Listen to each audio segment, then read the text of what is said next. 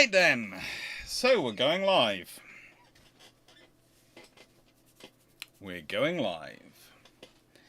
Hello everyone. Let's see how we're doing today, shall we? Let's see how we're doing.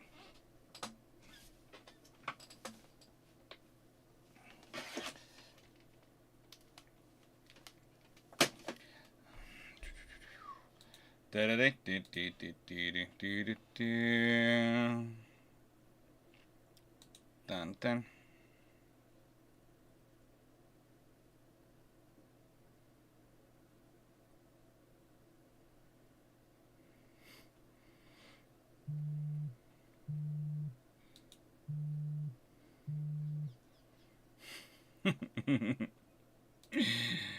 Hello everyone, welcome to Ships of the Wooden Wall. Now, there's one point I'm going to make here. There's one small thing I'm going to do. Hey, that's going to switch to Thursday. Because for some reason I switched the date, but not the day. Secondly, so I'm going to explain why I'm doing this video today in a sort of a little bit. But I just thought, yeah, today's all about the Ships of the Wooden Wall.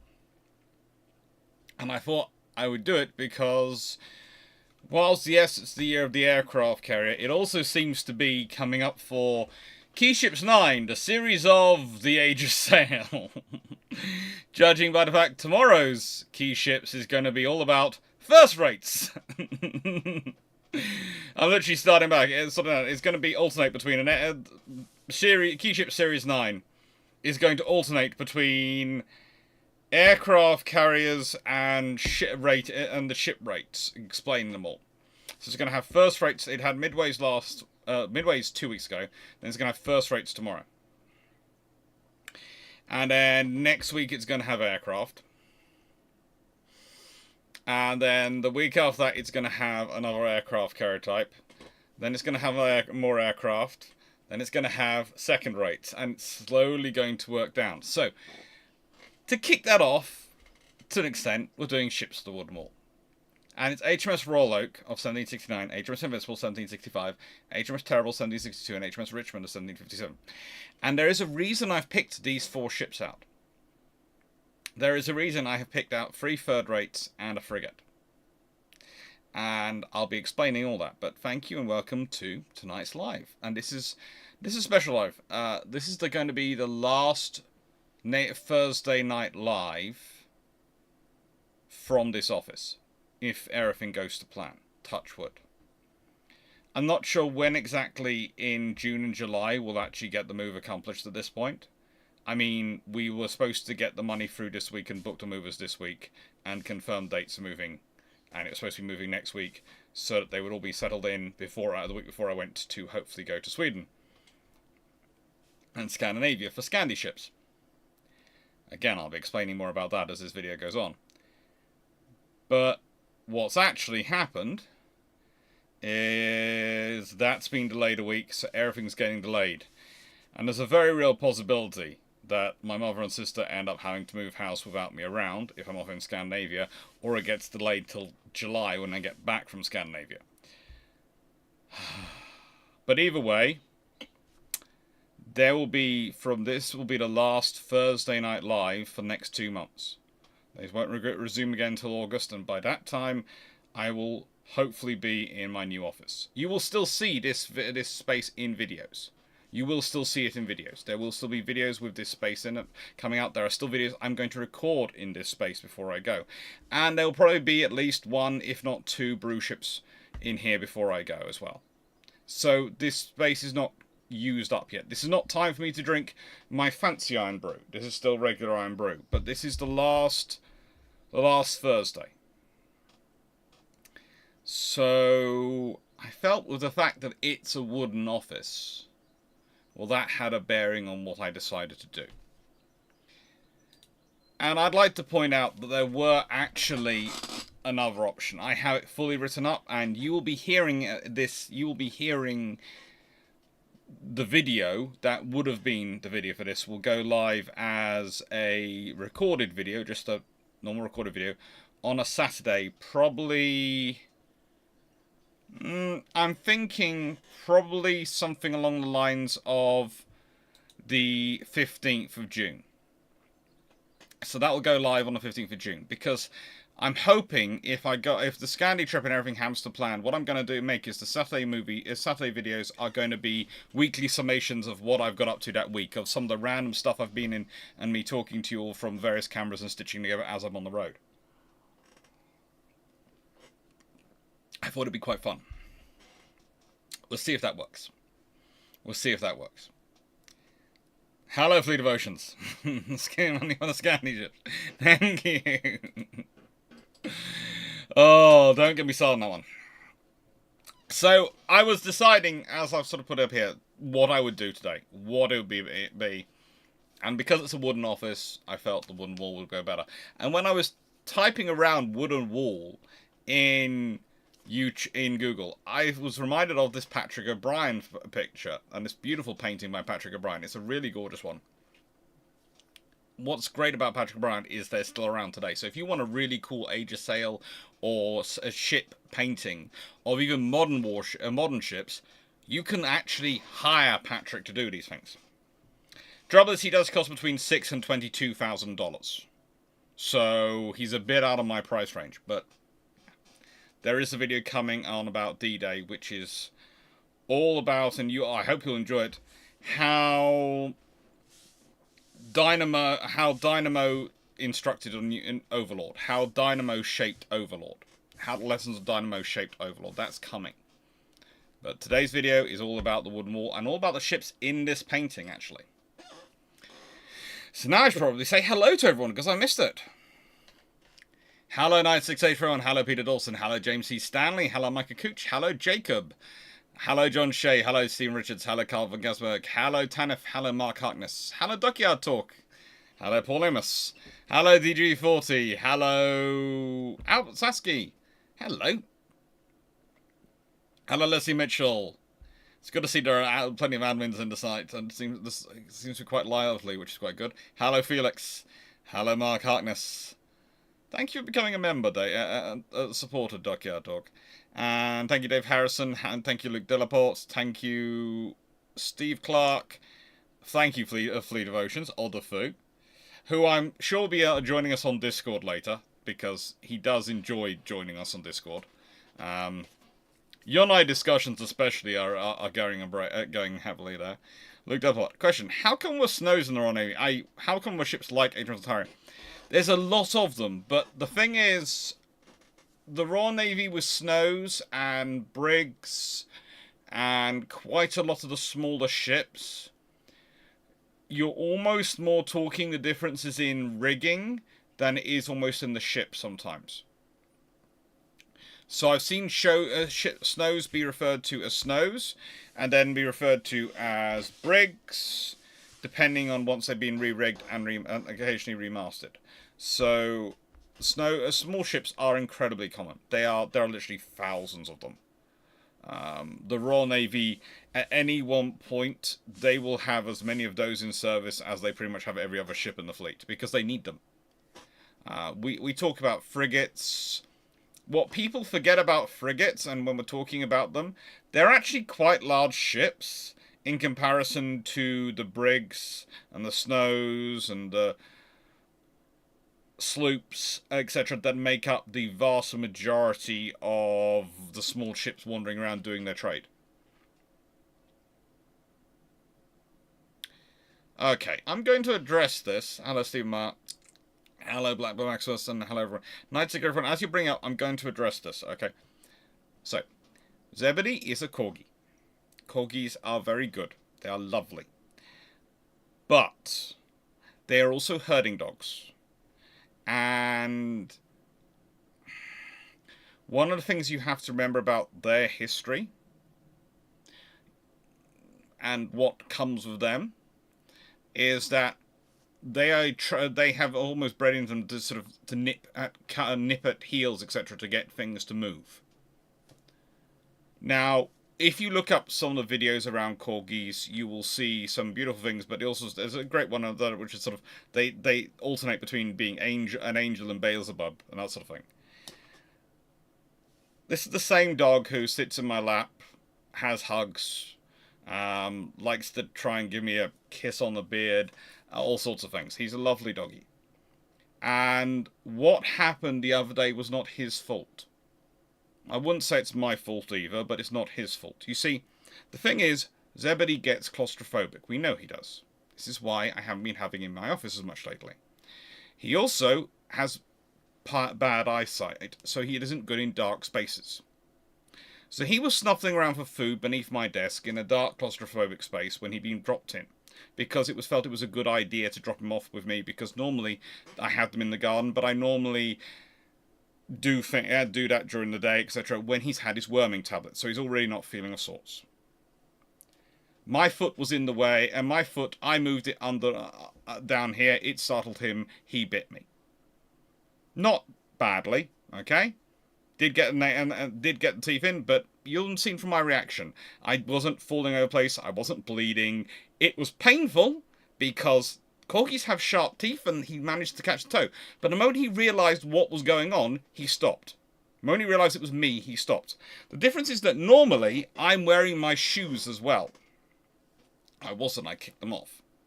So a lot of combination of things happened. It's not his fault. So no, nothing's happened to him for it, because it's not his fault. However, the person who put him in here when they weren't supposed to, I did have words with, but their view is they were tired and weren't thinking. In which case I suggested they possibly shouldn't be put in charge of a car when they're tired and not thinking, but we'll leave that to one side. So yeah, not on him. Every dog owner knows their dogs, and they know what are their issues. I would say, look, I love all the dogs we've always had in our home, but you have different personalities, and some are higher strung than others. We've got at this moment, we've got Raleigh, who is absolutely the most mellow fellow you will ever have. Absolutely mellow. You could literally do anything to that dog and he wouldn't do anything to you. He is the softest creature known to mankind. But he's also a bit of a blundering blunderbuss, and who will accidentally hurt people by just barging into them to try and be friendly. He has knocked canes over and all sorts of things with his butt when he's moving or wandering around and wagging it in excitement. So yeah, he's lovely. And then you have Zebedee, who is very, very kind, but if he's caught in the wrong situation, where he's in a darkened space, and he's enclosed, and suddenly he's startled, he reacts. Because he's stressed. It stresses him.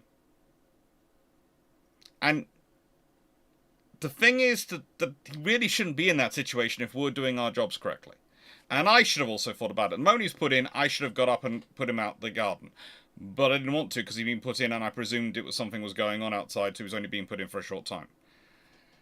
But it's all our fault, but it's not his. Okay, now let's get back to the ship talking.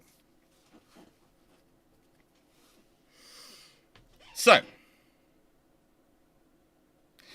right. Please note the things that move are full-blown cows. Yes, corgis are supposed to be moving cows outside. That's what they're trained to sort of react like.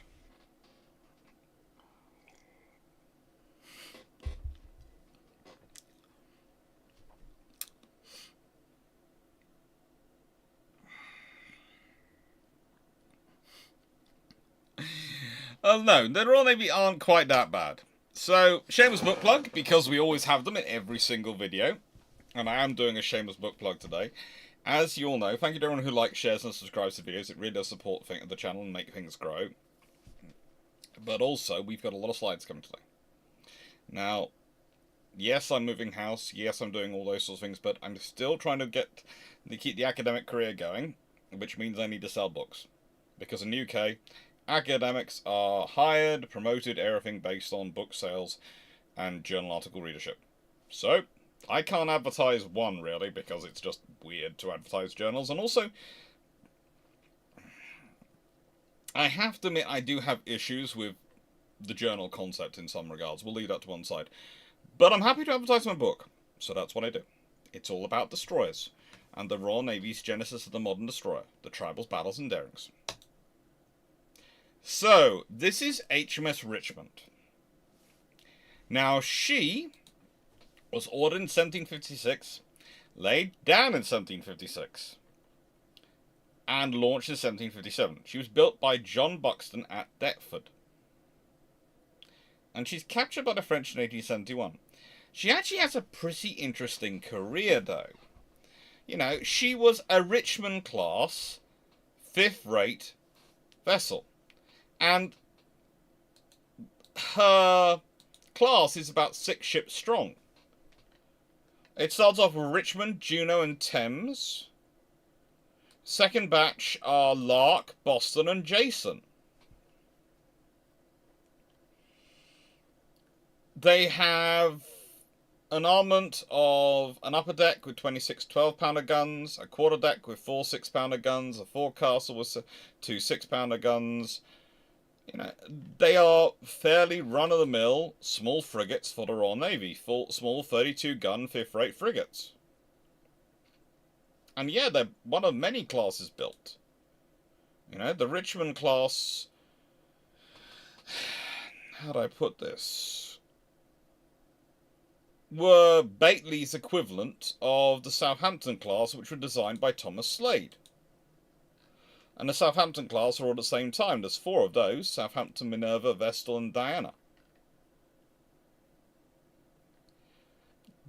It's one of those things. These ships are ordered as classes because it makes sense. One of the great things I've been trying to argue with people for over the last few years is how bespoke Age of Sail ships were. And honestly, it's one of the reasons why I enjoy the Glorious Heritage class cruisers from Andromeda series. Because to me, they're about the level of Age of Sail bespoke. In that we are building a class. Yes, they're going to have some styling differences. Yes, they're going to each be a bit of an ornate piece of work of art because of the people involved, because of the length of construction, because of the quality that we're seeking. But they're still going to be a class. There's going to be commonality between the ships.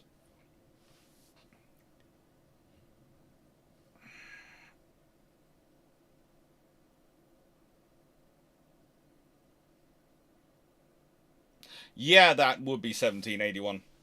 Why have I written 18... This is the joy of dyslexia. Let's fix that one, shall we? just checking through all of the other dates before. Yeah, all the other dates are fine.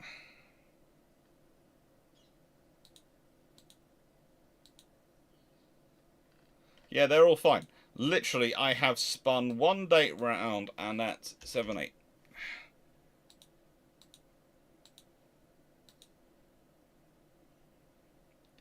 And let's do that. And it's done.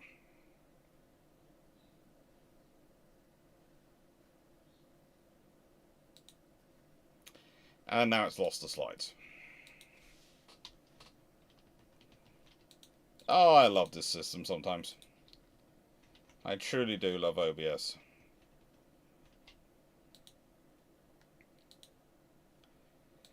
The point we're going to be doing today, we'll sort of be looking at these ships' careers to discuss the topic of the wooden wall, basically. Now, Richmond. Thank you, by the way, for thank you, Mark and us.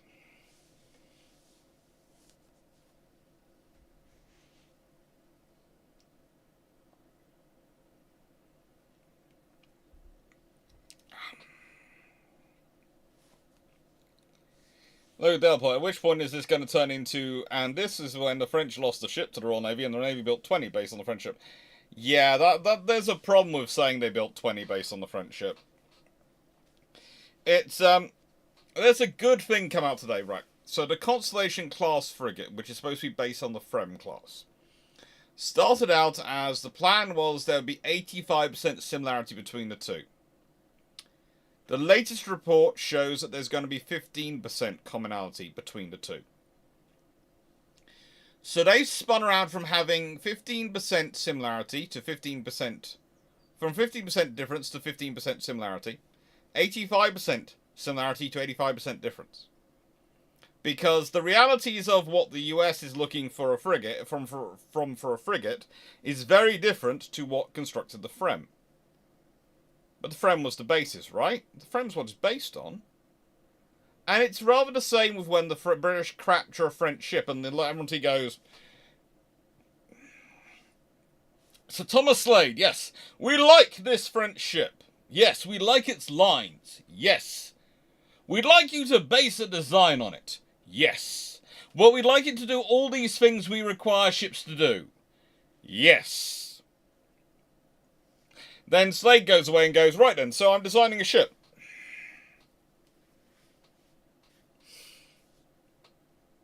That's it. That is it. That is what happens. It's not, I am going to look at their design and I'm going to look at this ship and draw careful designs of it and then I'm going to base a design of it. No, no, no. It's, I'm going away to go design a ship. And they want certain characteristics from the French ship. But I'll try to include them.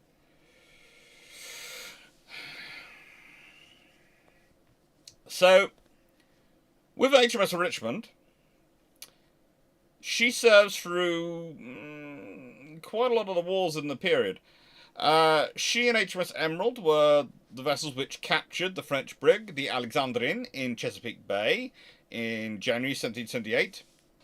She also captured some more prizes off Cape Charles in February 1778.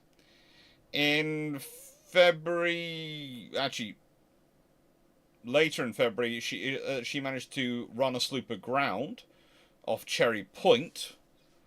It was being pursued by her and HMS Solebay. And she also managed to take part in the capture of the Maryland state government trading vessel Lydia off St. Mary's River, which was described as a recapture for some reason. And then 28th of February, she captured Danish-flagged but American-owned Good Hope off Cape Henry. She's actually captured herself by the 74-gun Bourgogne, which was one of the French third rates. An interesting vessel. An interesting one, definitely. Takes part in the Battle of Saints.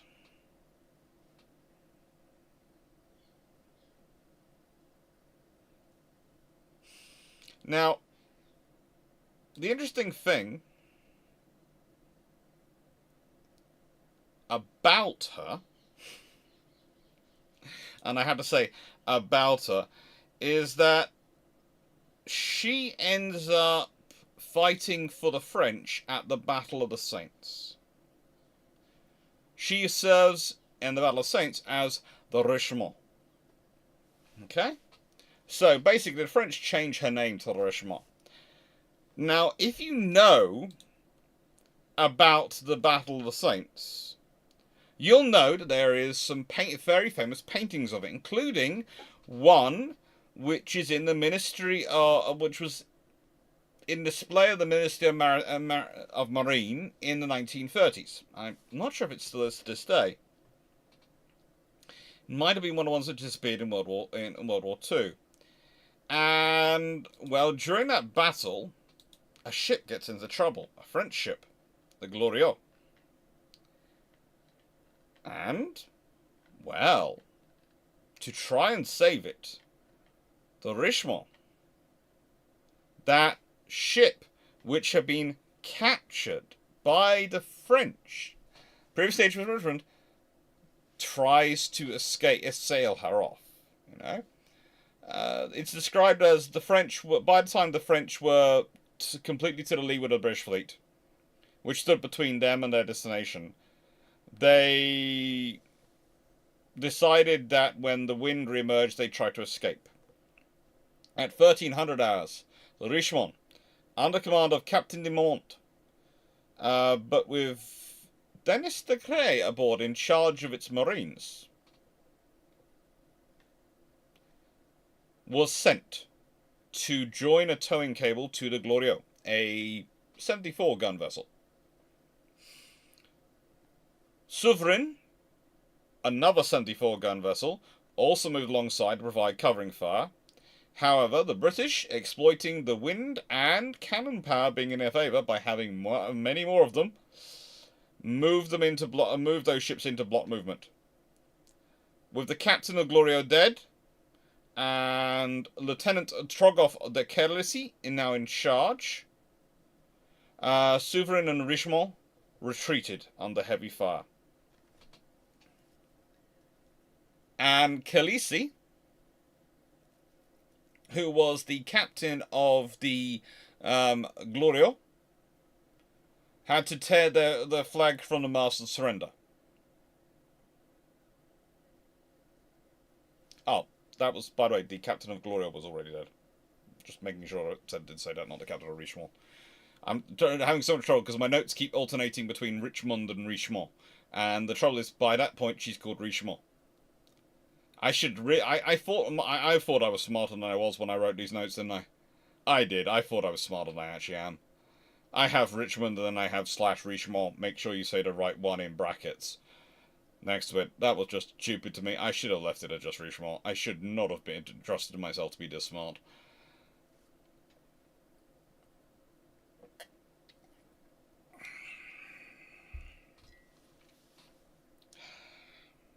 But the Battle of the Saints is an interesting battle in 1782. It's one of those battles where the French think they might have a chance, but they have 30 ships to the line, and the British turn up with 36 ships to the line. And let's consider the commanders of the battle.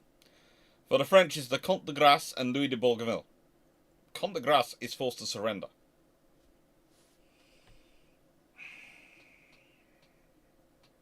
The British, it's Admiral Sir George Rodney and Admiral Sir Samuel Hood. It takes place in the Caribbean, the British traditional stomping ground. And basically the French forces were there to try and aid the Americans and cause trouble, and preferably to conquer Jamaica.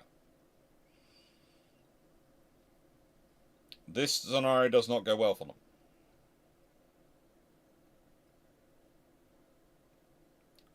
Really doesn't go well for them.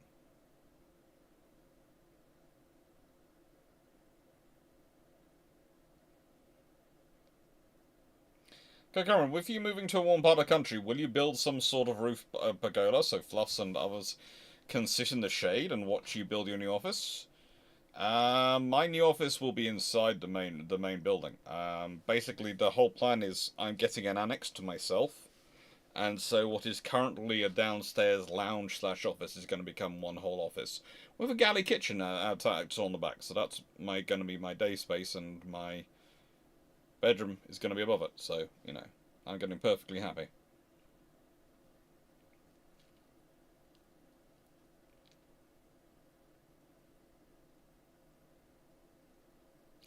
No, it's not trying to be petty, but sometimes the weird-looking answer is correct. Yes, sometimes it is. Doctor, I love this. Yeah, the ship drawings are cool. Next to Merge, needs to be a portrait of Yonai. Probably. Calgas, given glorious heritage, given that those ships could even graze and multiply by mitosis, one can expect differences as the AI develops.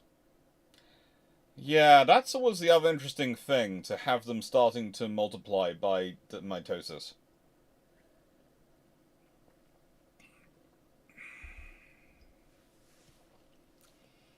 Yes, that's the Frem I was talking about, Jacob, for the Constellation. They bought the Frem, they said it was going to be 85% similar, 15% different. It's now 85% different, 15% similar.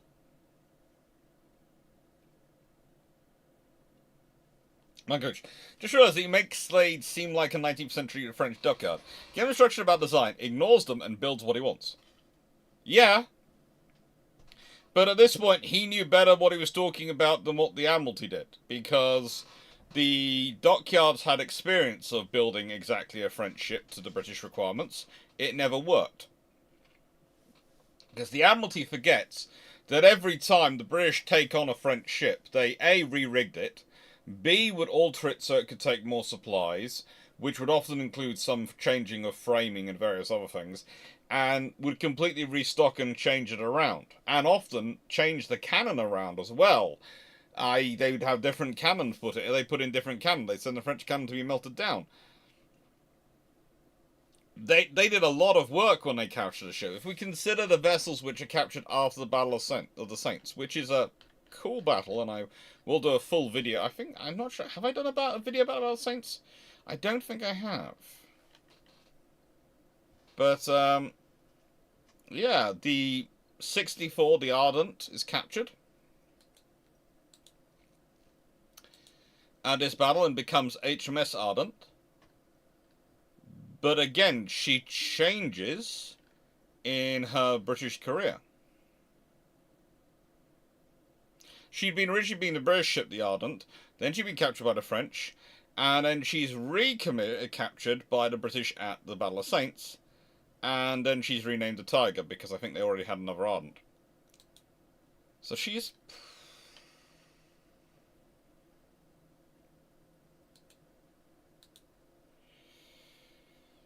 Let's see, what else? We have the Glorieux.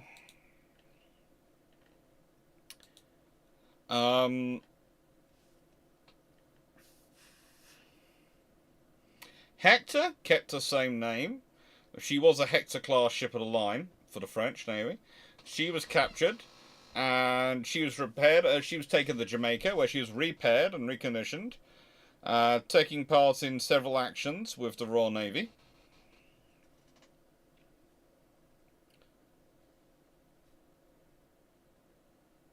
She sank on the 4th of October 1782, though, so they didn't have much time with her. And then...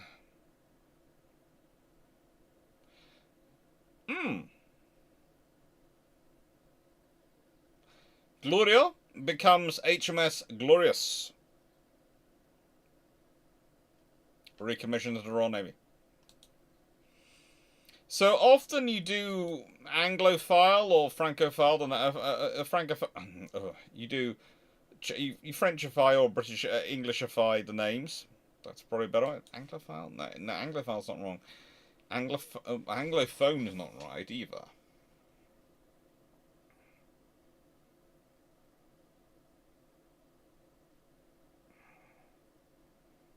Anglicize. But what would be the French one? Frenchicize? Anglicize the name would be that it works from the French to the English, but Frenchify? Frenchify? Maybe that works?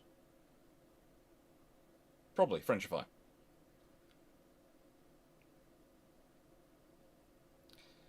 Style and profile in battleships and BBQ, barbecue. Admiral Hood or the future Hood class battlecruiser? Yes.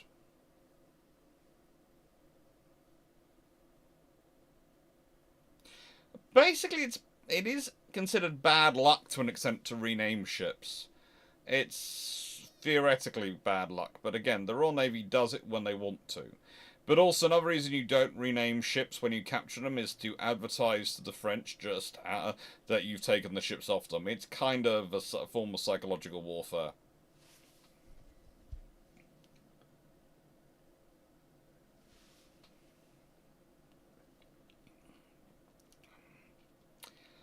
French ships weren't designed for long voyages from marine.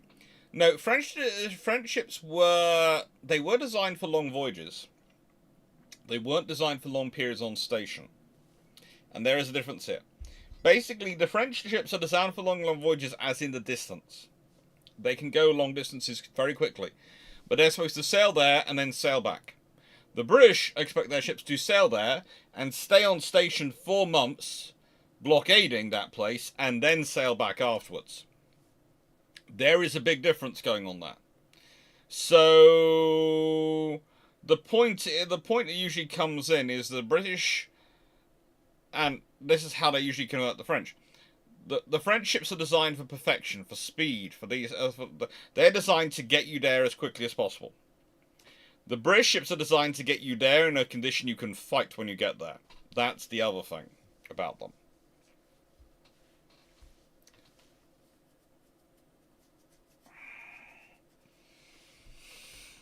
Right. Ah, good. This has come up. So, you might have noticed this. Now, if everything is working, and I do say if everything is working, it should be working. Shipshape should have A, sorted out its emails, B, sent out details, and everything should be working lovely. If it isn't, there is a person on the Shipshape website called John Bull. Message him. If that doesn't work out, there is someone new joining the team called who has previously answered to something called the Friendly Sea Mine. In which case, message her. The Friendly Sea Mine will be happy to take your messages and will be happy to deal with them.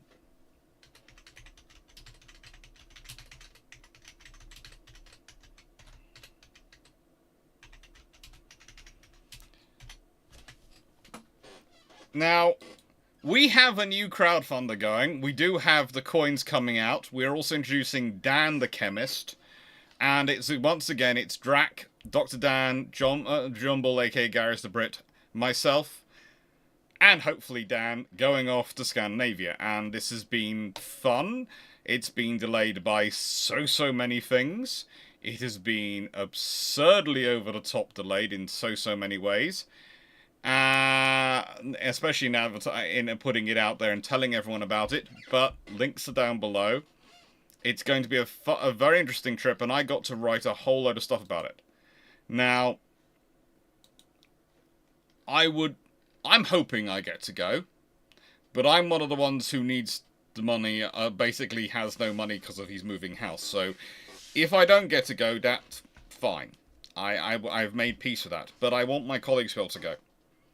And because I think the naval history that they are going to see, that they're going to hopefully shine a light on, needs to be seen, wants to be seen, and yeah, it should be good. It should be a very good trip. And there are all sorts of details out about Scandi Ship 2024, and there's all sorts of things working. Currently, we've had 5 backers.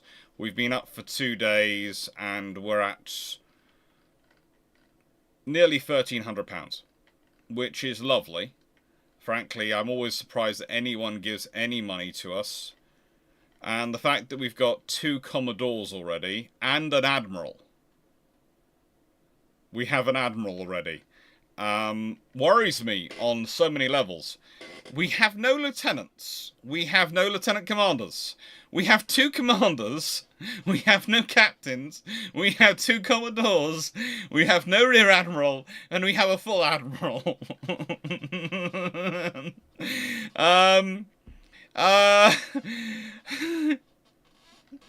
I never know what to say in that scenario, but thank you everyone. And the reason, this is another reason why Age of Sail is appropriate this trip, because literally Age of Sail appropriate to discuss with this trip, because Age of Sail is going to be a big part of this trip.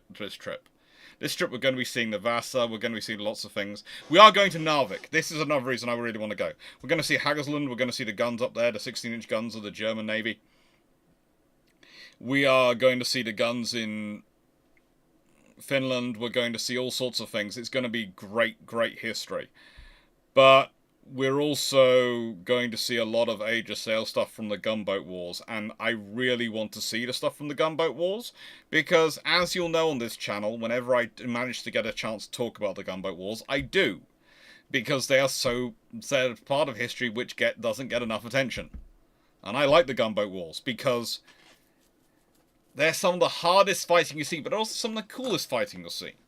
The example I tend to point to is HMS Dictator, which literally does the Age of Sail equivalent of a handbrake stop in a fjord where she's passing within inches of her spars hitting the sides of the fjord, and literally chucks her anchor off, almost beaches herself, twists round, and comes to the point to which she is facing, broadside on, the stern of the Dano-Norwegian ship, and then just let's rip with everything. And it's just...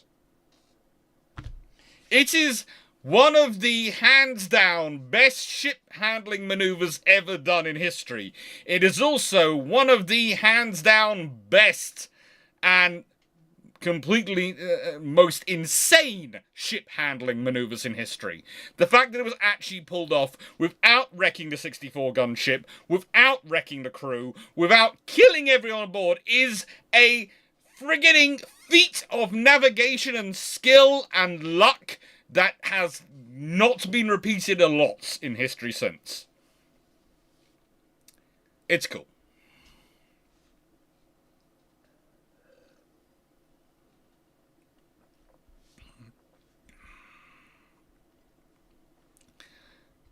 Head-heavy organization. Well, we did need to change some things, honestly. I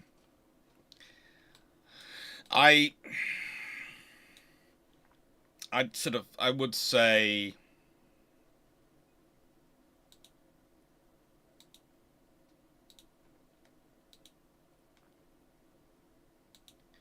Right, if I put this up here quickly.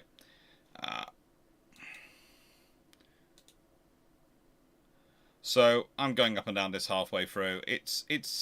There's a whole lot of stuff and details, but one of the most important things we've got on this site, which I was really happy we all agreed and put up, were lessons learnt. And let's see if I can find it. There you go. We've got the recent updates, changes. This is Dr. Dan. This is Dan the chemist. So you will like him. When you see him on camera, you will have fun.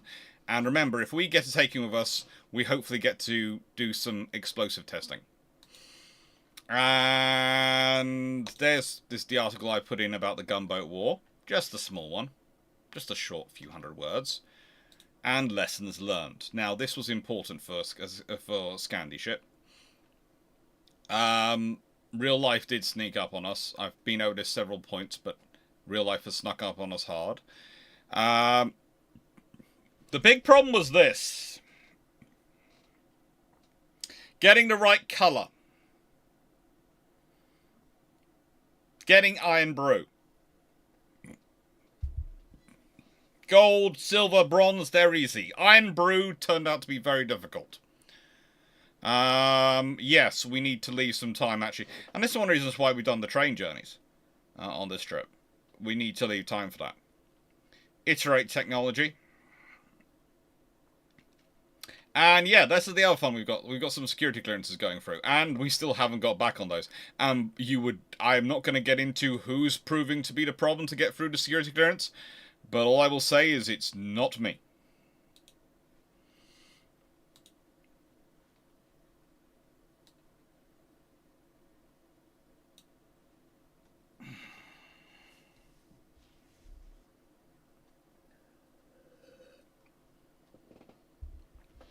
My coach, with that wrong structure, you're a Banana Republic Navy. We're certainly heading that direction.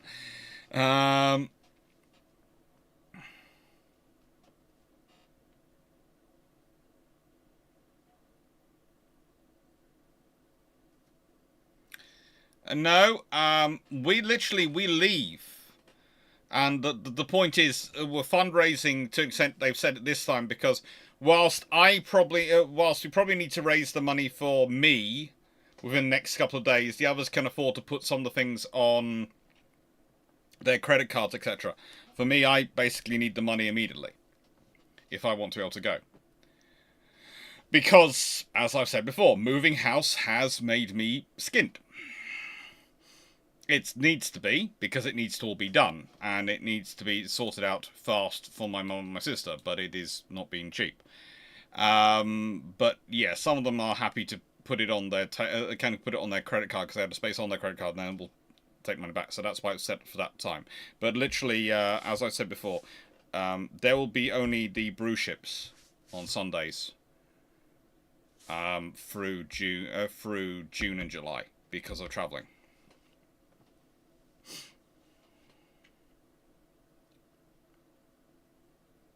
What happened to the captain of that ship in Afterlife? I am not sure what happened to him, but I have a feeling wherever he did well. But by those who aren't sure about the ship we are talking about doing that particular maneuver, that's HMS Dictator. And she was an Inflexible class ship of the line. And that was that maneuver happened in the Battle of Lignon, when she was under the command of Captain James Stewart. And Captain James Stewart is a creative individual, is what we'll describe him as.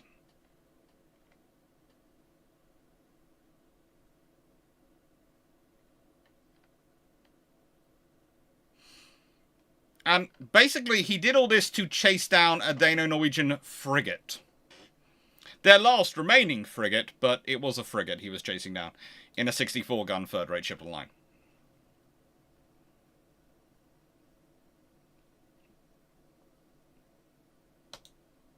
So, let's get back to tonight's videos. Topics.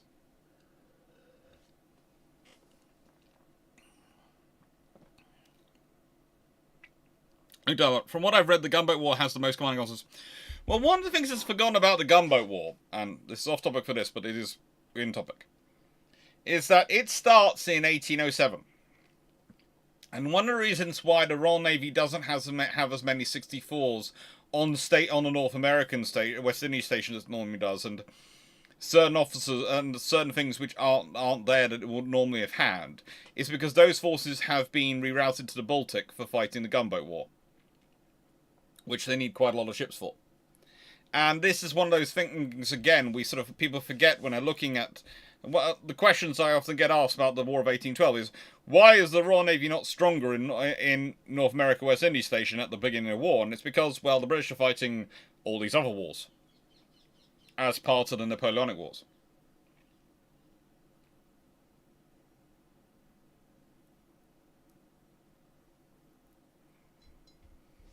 Yeah.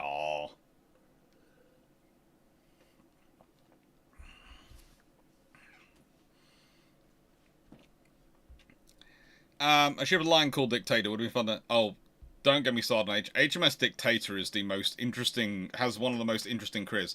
That's why I did the video about the Inflexible class, the third rates, in the Key Ship series. I did the Inflexible class.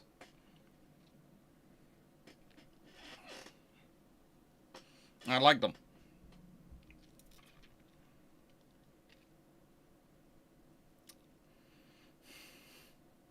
So, Ramillies is another a Ramillies class third rate, which is HMS Terrible here. Now, the Ramillies class are... how do I put this politely? They have an interesting career, an interesting history to the Ramillies class. If I give you the names of the vessels in the Ramillies class, HMS Ramillies, HMS Monarch, HMS Magnificent, HMS Marlborough, HMS Terrible, HMS Russell, HMS Invincible, HMS Robust, and HMS Prince of Wales. These ships have a history. Now, they were preceded by the Canada class and succeeded by the Albion class. Canada class is another group who have a history. There are...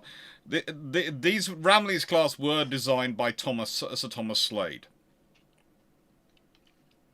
And they are very, very well built. Now, originally, Ramillies had been ordered as a Bellona class vessel, but Slade decided he wanted to change the design, pretty much, and managed to get permission to do so.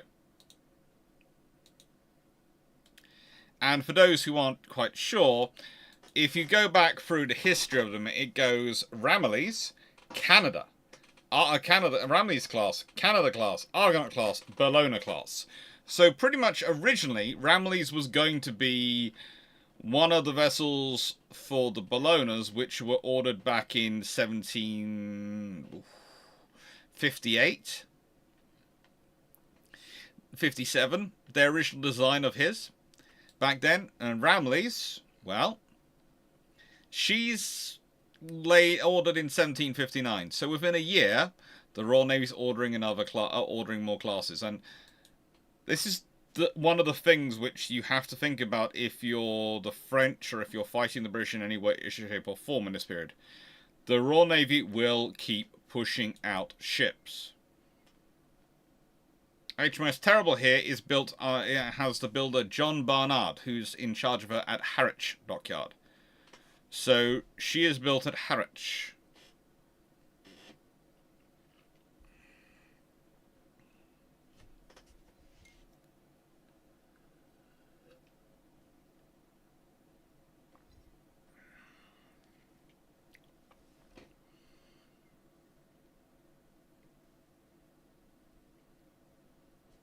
Oh, well, I do love these. How do I say this politely? Oh.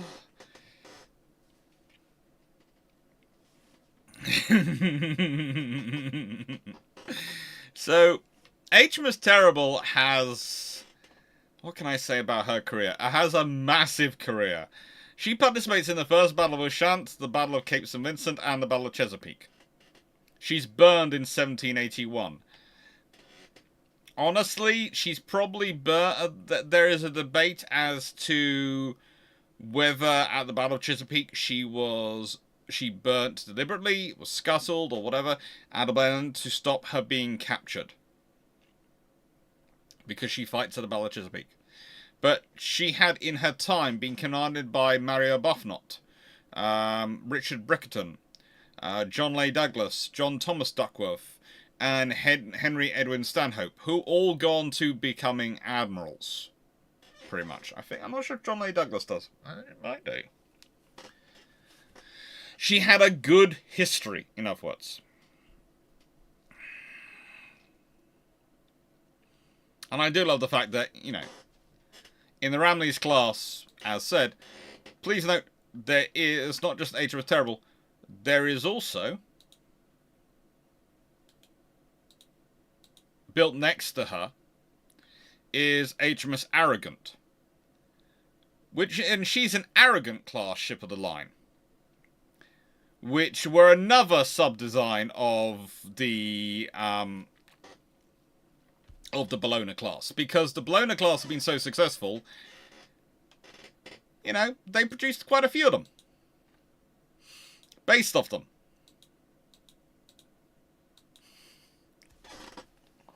Seriously, Sir Thomas Slade just built so many ships. I know I've done this in a video before, but the man just built ships. I mean, seriously, Jackie Fisher would love to have built as many ships as Thomas Slade against the mill. At one point, the Royal Navy just turns around to Slade and just goes, "We want ships," and he goes, "Yep." Take care, Dave. Landmaster, just imagine if USS United States had been captured during the War of 1812, parading around the HMS United States. Oh, the Royal Navy would probably change that to the HMS 13 Colonies or something like that. Something.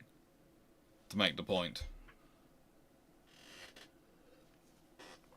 So they had real fun with HMS President, because technically the British didn't have a president. So they technically claimed it was named after the President of the Board of Trade. Because that was the only president they could find who was senior enough to deserve getting a ship named after him. And HMS President, to this day, is, of course, the Royal Navy Reserve's training base in London. If you belong to the RNR in London, you are part of the ship's company of HMS President. By the way, that's the same Royal Navy base, Royal Navy Reserve establishment that the RN likes to invite the Americans to every time they come to London for a conference.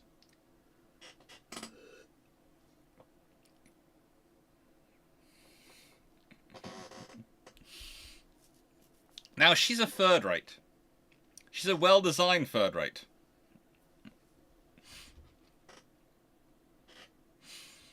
She has 74 guns. Quite standard for third rates. Yes, the British like to build 64s. They really like to build 74s. That's 28 32-pounders on the gun deck. The upper gun deck had 28 18-pounders. The quarterdeck had 14 9-pounders, and the forecastle had 4 9-pounders. So it goes that, and this is what she's pierced for. And please note, she's pierced for. There is a difference between what she necessarily has and what she's pierced for, because one of the things that's noted with the British 74s is they had a very interesting methodology of ending up with more 18-pounders than they're supposed to have, and quite a few of them felt the 9-pounders were just the thing you just had like pennies.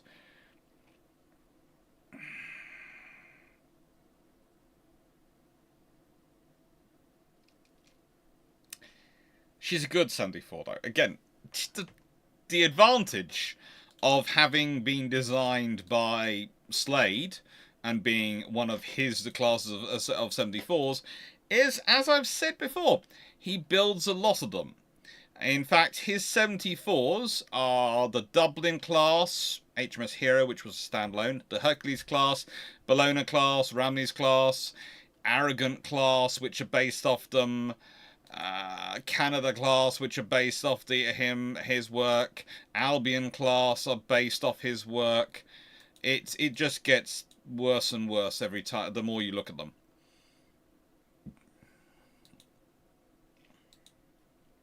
When it comes to Thomas Slade, frankly, there are just so many ships, so many ships. And you have to remember, some of those are designed and built, are actually ordered after he dies. So this is one of the ones that comes before while he's still alive. They're still building his ships after he dies. Now, she has some battles she's involved in. Now, I'm not going to do all of her battles, because what I've done is for every single one of these videos, these ships, I've looked at some of their battles. I thought you'd find that interesting. So that's what I've done. I've taken the ships from the picture, and I've structured every single sort of video into a bit of a discussion about the battles they were in, because this is a discussion of the wider wooden wall, what it was doing, what they were building about. And that's the theme for tonight. So HMS Terminal. She takes part in the first Battle of Ushant and the Battle of Cape St. Vincent. Now, the Battle of Ushant, the first Battle of Ushant, 1778. We're going to call that an indecisive battle, because the British turn up under Augustus Keppel and Hugh Palliser with 29 ships of the line to fight the French under the Comte d'Orléans and the Comte de Guichen with 30 ships of the line. There are 407 killed and 789 wounded on the British side. There are 126 killed and 413 wounded on the French side. So you would say, in terms of numbers of personnel lost, that frankly, the French have the edge. However, this was the first battle first major battle, really, in the Anglo-French War of 1778. And the French were under orders to avoid battle. And Keppel and Palliser were pretty much fighting each other like cats and dogs. And so failed to make a concerted attack on them. Now, Keppel was aboard HMS Victory, that well-known Thomas Slade vessel. Noticing a small theme going on also with this video here. Look, in a nicest way, to describe Thomas Slade correctly, you have to point out that he actually designed and built more ships than some navies had in the entirety of the 18th century. Actually, no. He designed more ships and built more ships than the US Navy in 1 year in this period. Yes, the US Navy did well. In 1812, their frigates do well. I've talked about some of their frigate actions. They do well in this channel. But in terms of volume of ships, the moment the ships of the line start turning up, the Americans have to back off doing whatever they've been doing, because they don't want to get into a fight because they've not got any ships of the line. Because their Senate hasn't invested them, and their frigates can't take on a full fat ship of the line. It doesn't matter if it's a 64 or 74, a second rate or a first rate. Doesn't matter. They can't do that. They don't want to do that, because that will just smash them. It will be a pointless fight. Slade builds so many ships. He builds, in any one year of his service, he's built more ships in that year than are in the American Navy. That's how big it is. And I'm using that because, of course, recently someone pointed out that, frankly, the Chinese Navy are currently launching about the same equivalent amount of ships as the Royal Navy in any one year. That's a scary stat when you're fighting it. Doesn't matter quality. Quantity is a quality all of its own, remember? Now, the Battle of Shan't is not a decisive battle. But HMS Terrible, well, she does quite well. She does quite well. She's in the center group. She is not that far behind the HMS Victory. She's under Captain Sir Richard Bickerton. And they do their best to be organised and keeping everything together.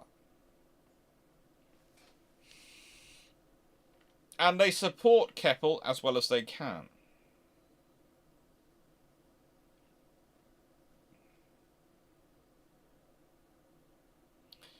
Now, I would say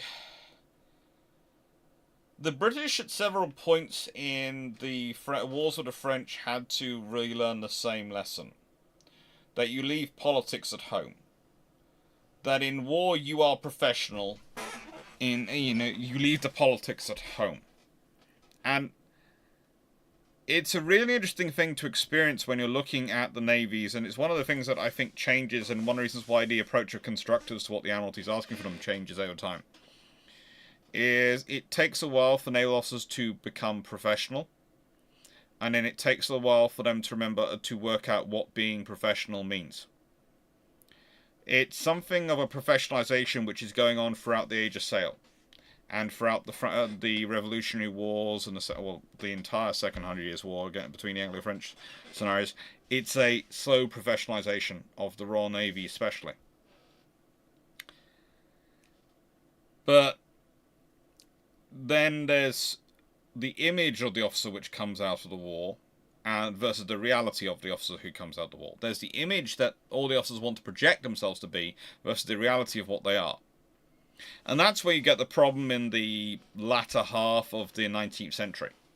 In that the Royal Navy is trying to recruit to maintain an image of what they think the officer should be, rather than reality. There's that great line that if Nelson had been applying to join the officers to become a cadet, an officer cadet, a trainee officer at one of the naval colleges, he wouldn't have passed.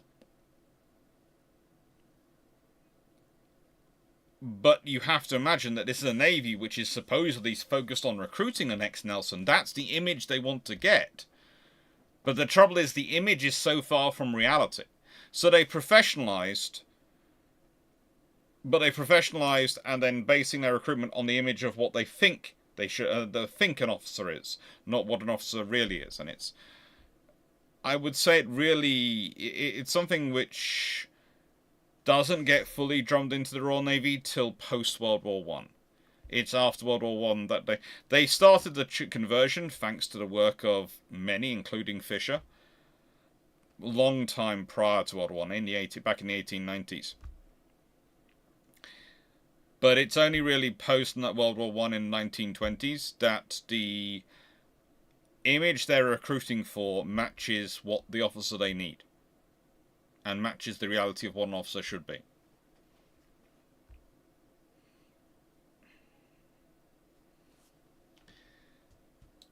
The other battle she was on, of course, was the Battle of Cape St. Vincent. And, well, that is a bit of a different scenario. You see, Battle of Cape St. Vincent has a very different admiral in charge than either Palliser or Keppel. Augustus Keppel is a great admiral. Please do not get me wrong. He's a very good officer, and he has a lot of good good stuff he does propose in the Royal Navy. And the same with Palliser. Palliser's not a bad officer. They just can't work together. And the thing is, neither really has the personality to dominate the other. However, the next battle she's involved in is the Battle of Cape St. Vincent, where George Rodney's in charge. And Admiral Rodney might be many things. He can be described as being hopelessly aggressive. He can be described as having only really one strategic thought in his head. Attack! Attack! Attack! Occasionally. There are other defenses you can make of him. He does think occasionally, but it's basically everything part of his emphasis is around get me to the enemy. That is his belief. That is his raison d'etre. That is his driving emotion. That is everything to him. And, yeah. When he's in charge, there is a little less dissent. It's a case of politics are going to be left. He does get involved in politics. He gets involved in all sorts of silly things when he's ashore. But at sea, he's pretty efficient. And he takes 18 ships to the line and 6 frigates. And he finds the Spanish fleet under Juan Lagara. Now, Juan Lagara is a nice gentleman. He's a good admiral. But he has 9 ships to the line and 2 frigates. Against Rodney, with 18 ships to the line and 6 frigates. Does anyone want to guess how this battle goes? Rodney, whose entire raison d'etre is around attacking the enemy, with 18 ships to the line and 6 frigates, versus a poor Spanish admiral who's very good, but with only 9 ships to the line and 2 frigates. Anyone want to guess what happens in the Battle of Cape St. Vincent?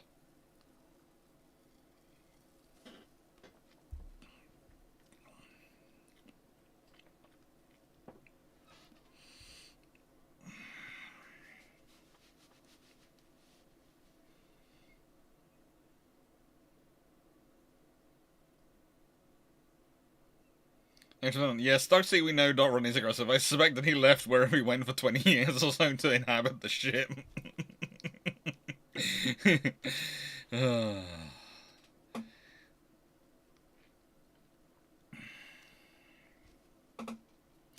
battle is, I would say, closer to Portugal than it is to Gibraltar, but yeah. Rodney was actually ill. He spent the entire action in his bunk. And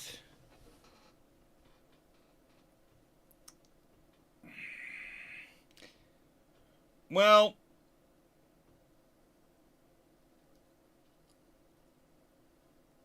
basically he's sitting in his bed getting reports, and when he's sure that he's not charging into a fleet larger than himself, this is his occasional point of thought,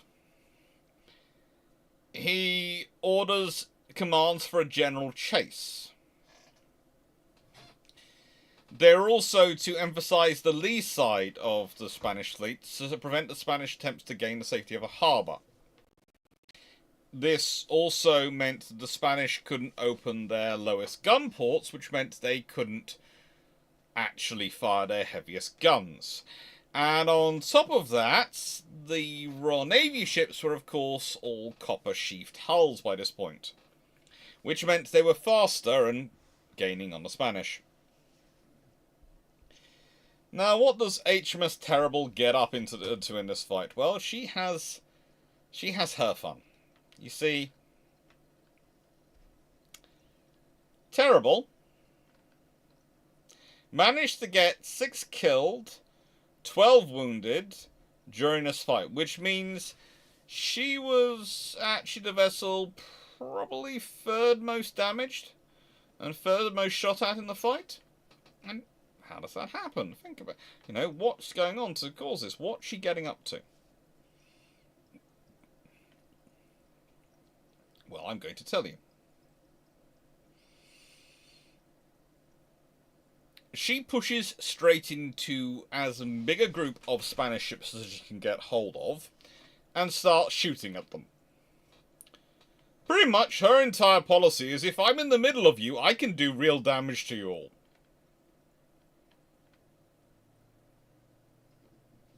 It works.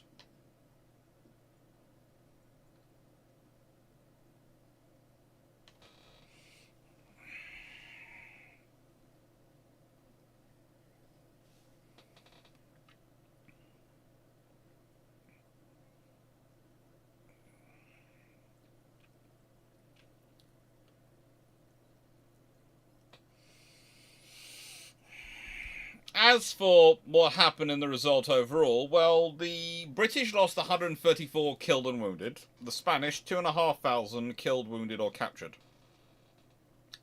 The British captured 4 ships of the line. They destroyed 1 ship of the line. And there is some dispute over some of the other ships.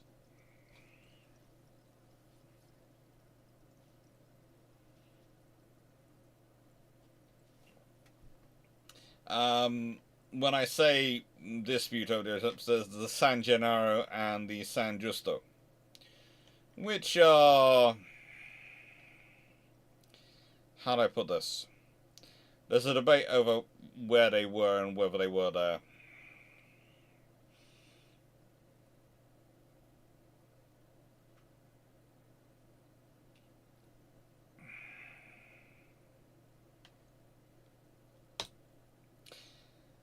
And now we're on to our next third rate. Now, this is HMS Invincible.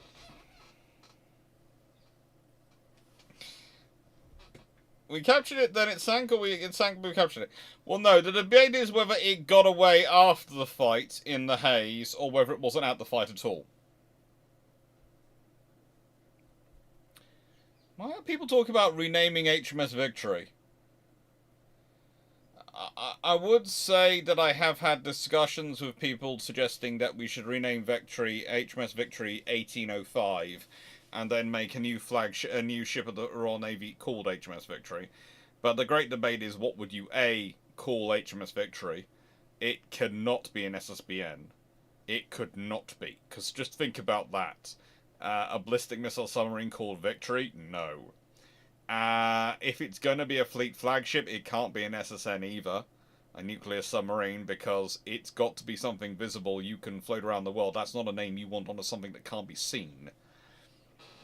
So you're talking about an aircraft carrier or a massive surface vessel. And that becomes a whole different ballgame. The fact that people are suggesting that if it was renamed by an admiral, that there would be an accent with 2 bearded naval historians, I think you're pushing it rather slow, because you're saying there's only going to be 2 of us. As far as I know, Andrew Lambert is still rocking a beard. I'm not sure if Professor Harry Bennett is currently rocking a beard. He might be. And that's just... there's a few more on top of that list.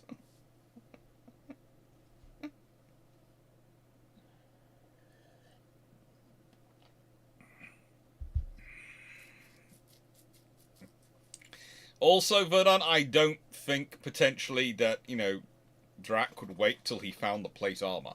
I just don't think it's going to happen. He's not that kind of soul.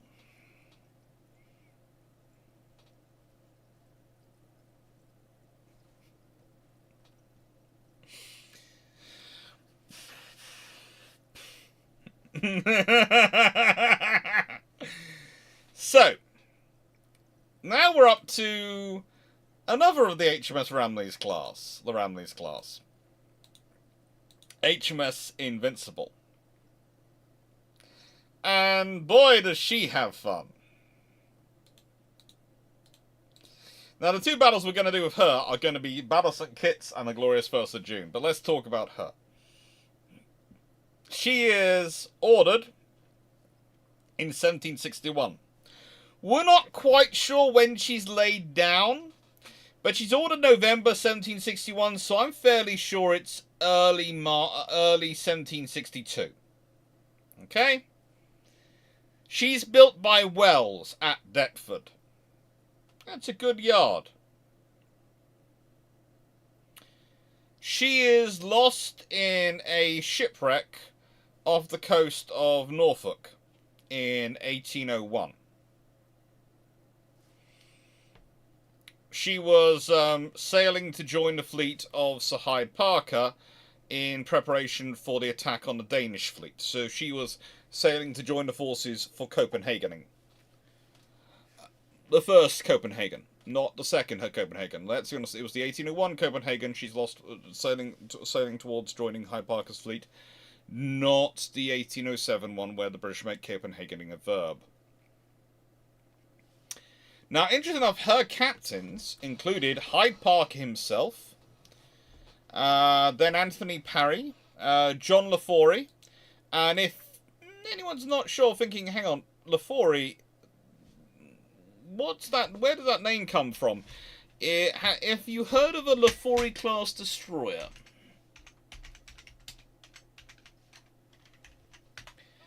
because yes, they were named for him. So, of course, was HMS Laforey of the L class, but the Laforey class destroyers were named for this particular Laforey. It's always fun to have an admiral as one of your captains in your history. She also had Samuel Pitchford Cornish, George Falconer, Richard Bickerton, again, Charles Saxton, Thomas Pakenham, and William Cayley and John Rennie when she's lost. A good set of captains. It's another thing that the Royal Navy you start to realise when you're looking around this period. Thanks to the almost non-stop wars you have,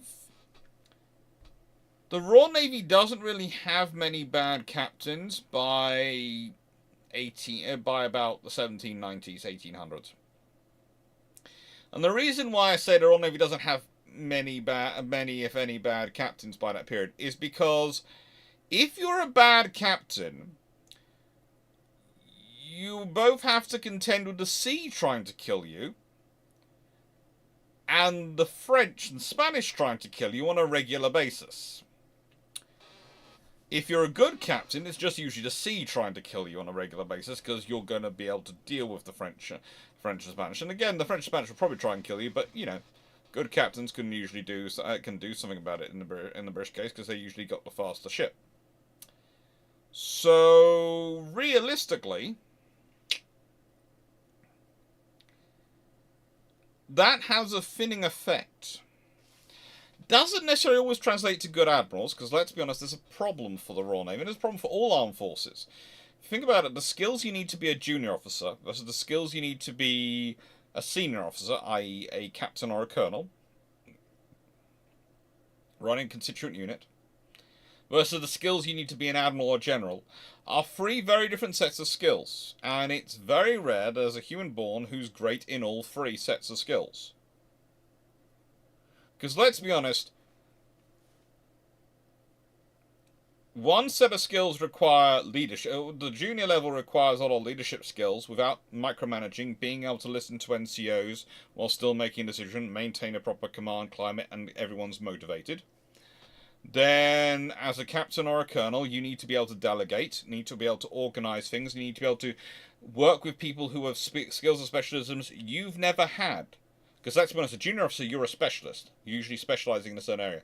When you're a senior officer, you're not. You're in charge of the whole unit. In this period, luckily, they don't have that level below. Basically, the junior officers, they might be gunners, but they're specialists off on their own. Kate Jameson does a whole lot of work on them. Mostly, you're in training to be a captain. You're midshipman, you're sometimes various other ranks below midshipmen were involved. There are lots of boys on ship's books, which are, you know, young sons in training to be midshipmen, in training to be lieutenants when they pass their exams, and then go up the ranks of lieutenant and then become commanders and captains.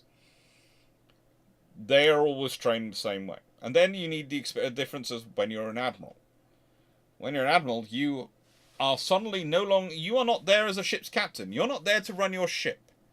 You're there to run your squadron. You're there to organise your squadron. That requires you organising logistics. That requires you maintaining staff. That requires you managing to keep your nose out of running the ship you're on.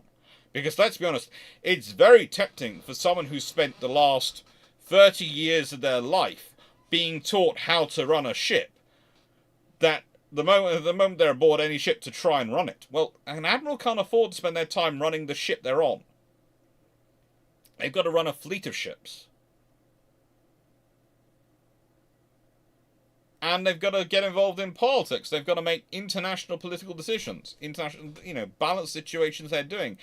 Balanced decisions of, do we engage the enemy fleet? Are we going to win, or do we not engage the enemy fleet? So it's very different skill sets. Less so in this period, perhaps, but... Well, they have more time in this period to adjust things for. And that does help. You also have an interesting thing in this period in that you will often get told by people, no, they don't have a staff in this period. Okay. So, here's the thing. Why do you think so many officers, captains, and admirals take their wives and daughters, and sometimes sisters, to sea with them? Is it to find them a nice husband? Well, that doesn't hurt. That's never a bad thing in this period, but mostly that's just another form of patronage and networking going on where everyone's connected with everyone else. But the thing is, they also... if you think about an admiral wants to send out a letter of instructions to all 30 ships he's in command of. Well, he probably will have a scribe. He might well have an assistant, a writer or assistant. And he might have a flag lieutenant. So that with him and them, that's 3 people writing letters. And let's say those letters are about 2 pages long, or 3 pages long. Well, it's probably going to take them a while to write them all, isn't it? Handwritten, make sure they're all nice and neat. That's pen ink, it's making sure it's neat, the ship's moving, all those things. And of course, these are men who spent their entire lives, especially with the admiral and the lieutenant, training in how to do neat handwriting, because that was a big focus of their education. Not navigation and what to do with the sails, etc. No, writing was a big part of their training. Oh, wasn't? Oh.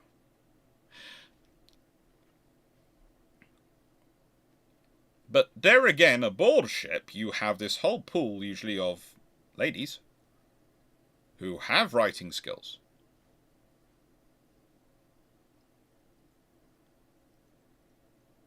They will spend a lot of time developing writing and linguistics and all sorts of skills, because that was what was encouraged at the time. So they'd be used. And that's the interesting thing. As you get the professionalization go on and sort of period goes on, and that's one of the reasons why the Admiralty suddenly realizes they need to develop a staff, and there's all those people looking at it going, but we didn't used to have a staff in the Age of Sail. Well, you did have a staff, it just wasn't called a staff. It was the Wives and Girlfriends Club, or mostly just the Wives and Daughters Club. It wasn't the WAGs, it was the WADs.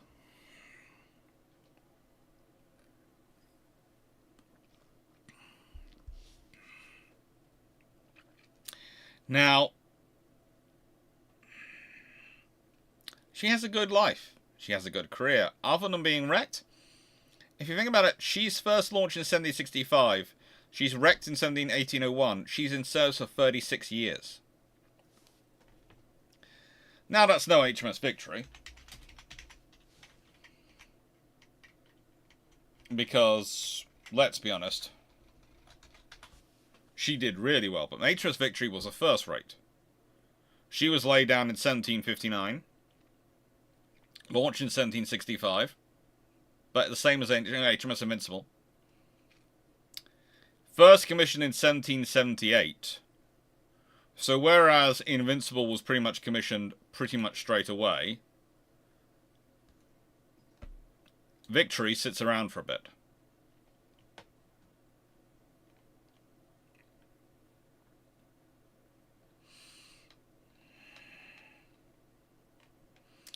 And, yeah. Why? Because, let's be honest, first rates are special. They're flagships. They are status ships. They are the true capital ships of their era. Third rates, they're ships of the line. They are your line. They're your solid formation. And you need a lot of them in service. A lot more of them in service than you need first rates. But you need enough first rates because you can't afford for a senior admiral to be out there in something less than a first rate. You can't afford the status loss. And you also can't afford the firepower loss.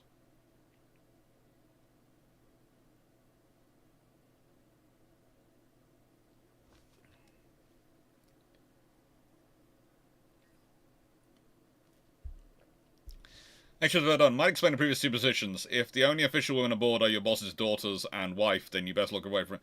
But also, remember, there are also often quite a lot of sailors' wives and families aboard. There are literal babies being born during the Battle of Trafalgar.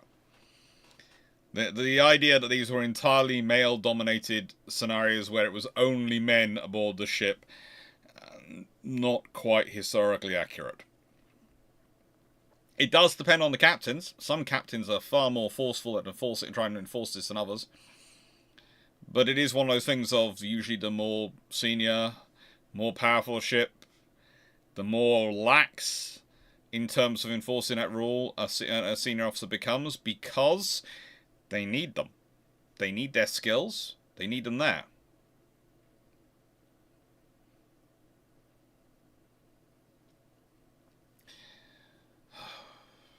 Night. 6 everyone. I'm not going to get into explaining it all. But the reason why you wouldn't rename it 1765, because that's its day of launching, and that's its name anyway. If you were going to rename a ship, you would not put its year of launching. The reason you put 1805 is to associate with the Trafalgar. That would be politically acceptable to get it through and to make the change. And that one was an idea put forward by Professor Andrew Lambert, I think, at one point. But it would not be that. But that's completely off topic and not something we're going to get into a full discussion of.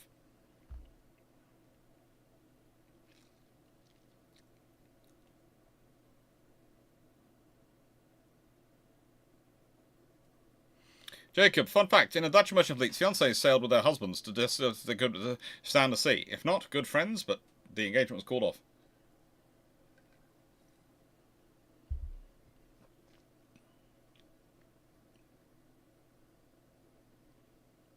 Knight 6831, the problem with that one is HMS Belfast in London is not still a commissioned ship. HMS Victory is still commissioned. So that doesn't show you or help you at all. But nice try.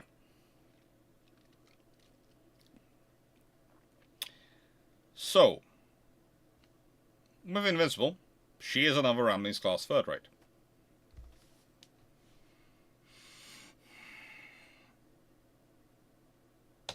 I think Warspite is an SSBN, Felix B. They're coming. Now, the Battle of St. Kitts.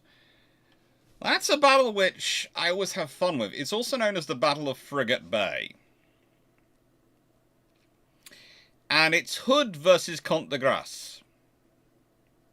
And it happens in 1782. It's after the Battle of Chesapeake.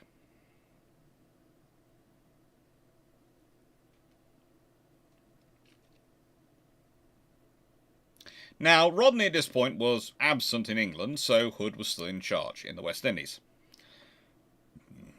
And Comte de Grasse decided to come and attack the British islands of St. Kitts and Nevis, with taking 7,000 troops and 50 warships, because despite the Americans who believed that the French came out with all this fleet to help them, that it was all out of the goodness of their hearts, I'm sorry, the French were really after British Caribbean territories, and basically distracting the British in North America and damaging the fleet up there was a how do I put this? A component of their plan, a bonus of their plan, but not the purpose of their plan. Now, the thing is, Comte de Grasse comes to the Battle of St. Kitts with 29 ships of the line, 2 frigates, and a cutter. And Hood has 22 ships of the line.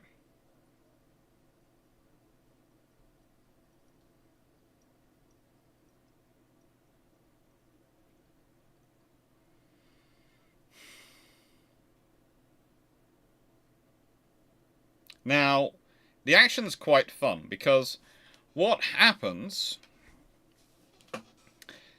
is that on the 24th of January, the Royal Navy force found itself close to the southeast end of Nevis. And there they captured the Espion, the 16-gun French cutter, which had a huge amount of ammunition aboard it, always useful, for the French forces which were besieging Brimstone Hill. It was a British fortress at the time. Now, at daybreak on the 25th of January, they found that the French Navy stood to the southward of Bastia and consisted of roughly a first-rate 28, mostly 74s, a couple of 80s.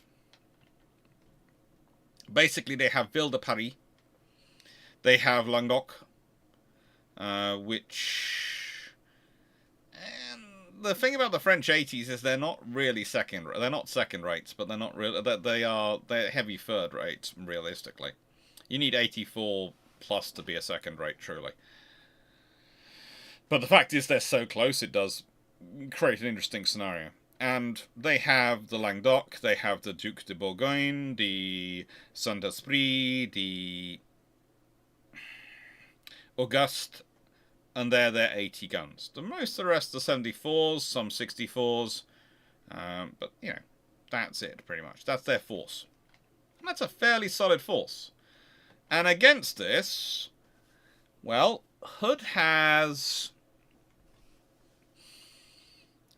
some 64 third rates, like St. Albans. He also has Intrepid and a couple of other 64s, like that, Prince William, Belleque.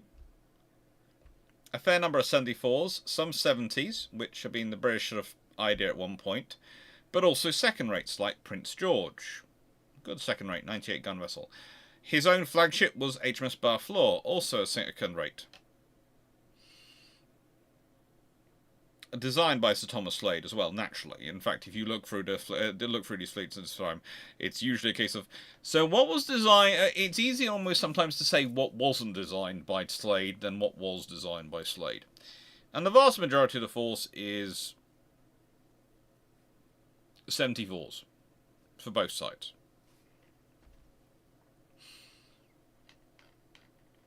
Now, what does he do? Because he's outnumbered. He's got 22 ships of the line. The French have 29 ships of the line.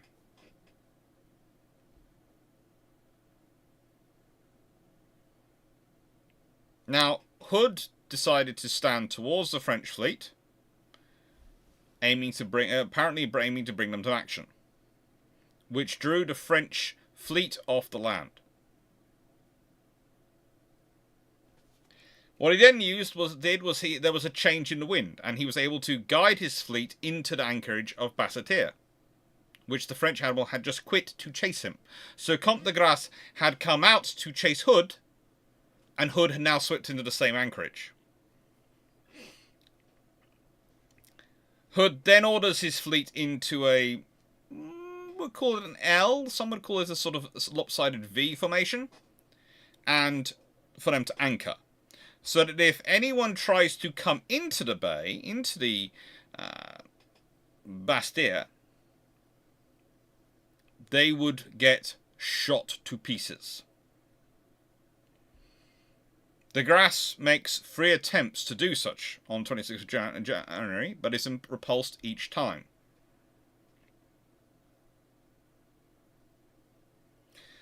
So, Hood has 72 killed, 244 wounded. The French have 107 killed, 204 wounded. There's a cutter captured, as said earlier. And realistically, there's not much fighting. But this is actually a pretty big British victory. Because Hood has managed to outfox Comte de Grasse. And more importantly, has succeeded in doing what should probably have been named to do at the Battle of Chesapeake. He's managed to secure the anchorage, so now the French fleet can no longer assist or resupply the actions ashore. Which means, very quickly, there are issues.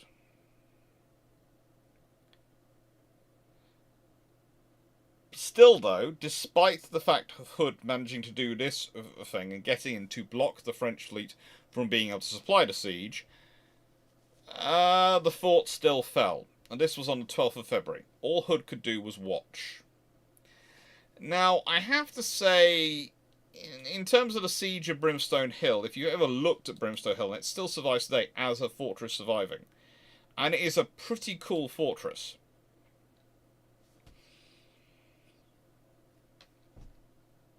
It was 3,000 men on the British side versus 7,000 men on the French side. I've often, when looking at this battle, wondered what would have happened if it hadn't been for this, that these ships had gone through Chesapeake and other things beforehand. If they'd had far more of a stronger crew section on the British ships. If they had more crew to go around. If they'd had more troops to go around. You know, the thing is, if Hood had been able to quickly get some troops... Hello, camera? You seem to decide to go blurry on me for some reason.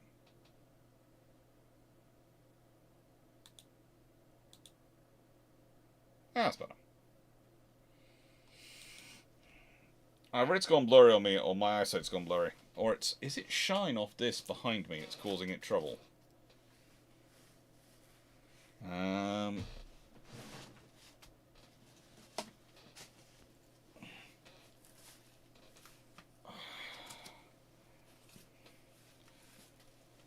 That's better. That's better. Yay. Fleece now don't fall down. So, pretty much the Battle of St. Kitts. It's described as a British victory, and it is a British victory, because the Royal Navy managed to outfox the French. But Hood didn't have any troops aboard, he didn't have anything aboard that he could send ashore to impact the battle ashore. So they still lost the siege of Brimstone Hill. And after they've captured that, well, that's a problem.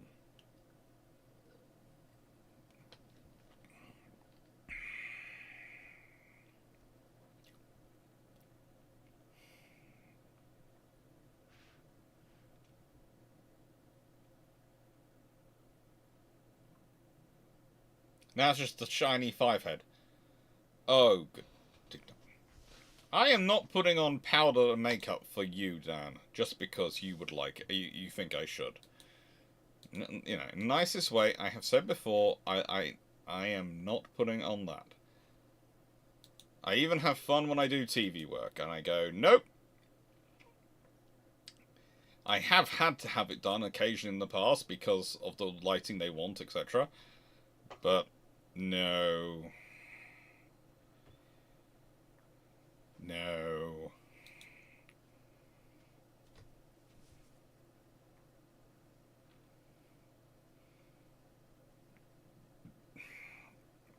There were no first rates at St. Kitts. That's actually one of the interesting things.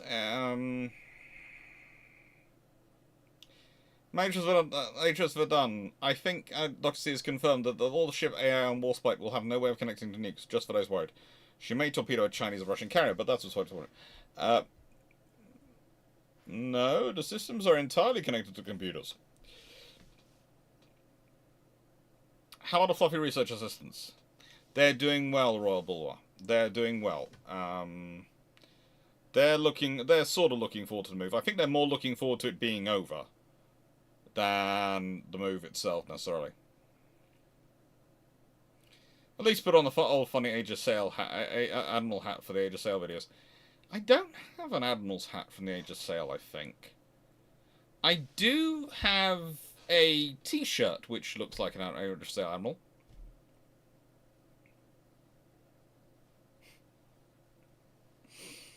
Anyway, the glorious 1st of June. Now, I would hope everyone's pretty much heard of this battle. But it is an interesting one, because it's Richard Howe versus Villard-Jussieu. The British have 25 ships of the line, 7 frigates, 2 fire ships, 2 cutters, and 1 sloop involved on one side. The French have 26 ships of the line, 5 frigates, and 2 corvettes. The British lose 1,200 killed and wounded. The French have 6 ships of the line captured, 1 ship of the line sunk, and roughly 4,000 killed and wounded, and 3,000 captured. I would say, though, and this is one of the reasons why Howe is considered such a good admiral in the Royal Navy's history, that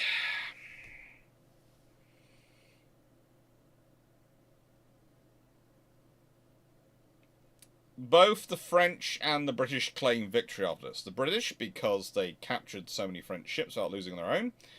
The French, because the vital convoy that they'd been escorting had managed to pass through the Atlantic unharmed and arrived in France, which was critical to their food supplies.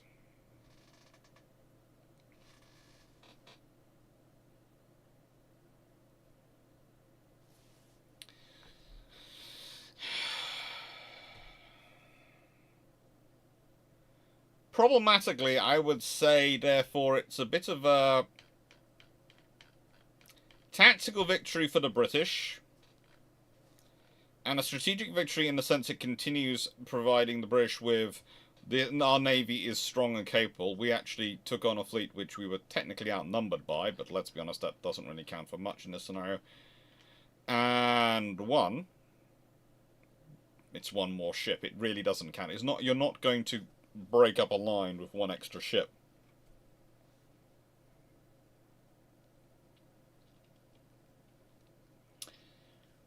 But the problem is, for the French, as much as you can market it as a victory, losing that many sailors and that many ships doesn't do them well.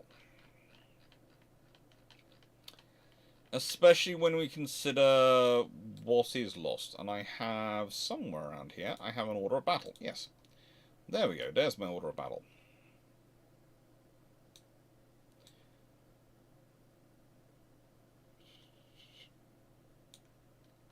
Now, I'm sure I've done a video on the glorious 1st of June.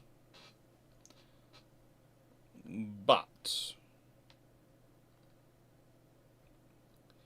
there's the America, which was a Temeraire class, which was renamed HMS Impetu after she was captured. Impetu was herself captured, but was destroyed in a dockyard fire, hence America was renamed to it.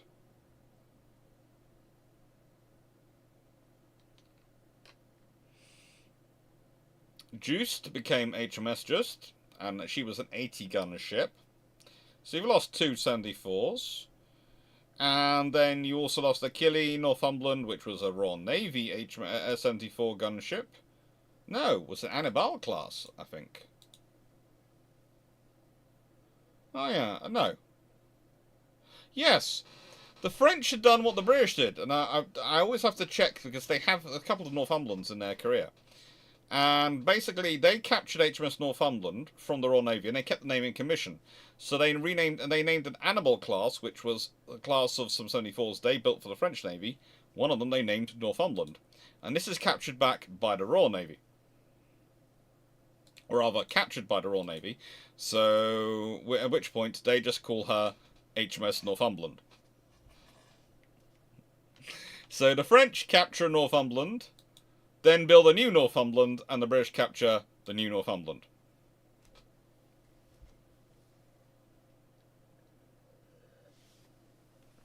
I don't have a bicorn hat.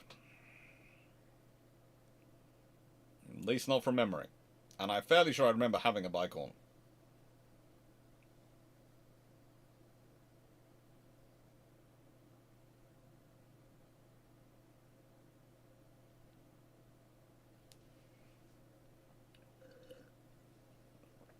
Calm guys, but in the nicest way, the fact you believe that my dogs have not started and have not drunk iron brew after seeing the sheer quantity I have drunk over the years is beyond me. They're not supposed to drink iron brew. I do not give them iron brew. Please note that. But if I have left my glass unattended on the floor at any point, thinking that it was potentially safe from a canine compadre desire to have some orange fizzy stuff, sadly I have been mistaken. Well done. Yes, Dr. C, you have.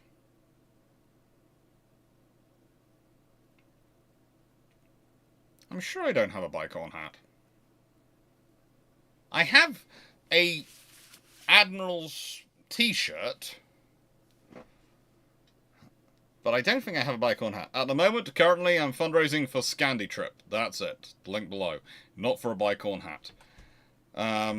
Garius the Brit might have, aka John Bull, aka Gareth, might have plans for me to learn Hearts of Iron 4, but we'll leave that to one side.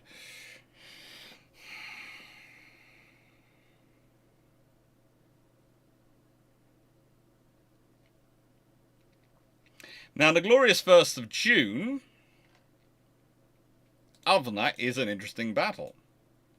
It is. And I think... the interesting question going on, does this Admiral also have a first rate? I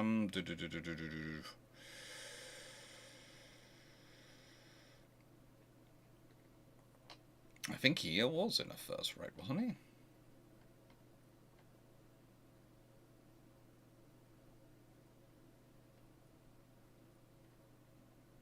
Yeah, he was aboard HMS... Lord Howe was aboard HMS Queen Charlotte, which was a first rate.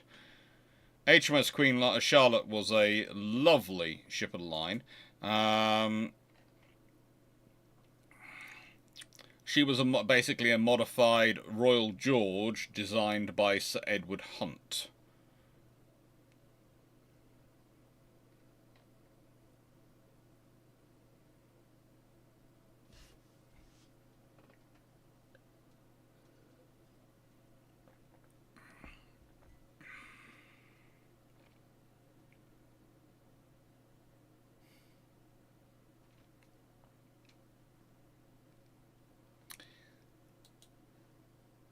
I have done a video on the 1st of June.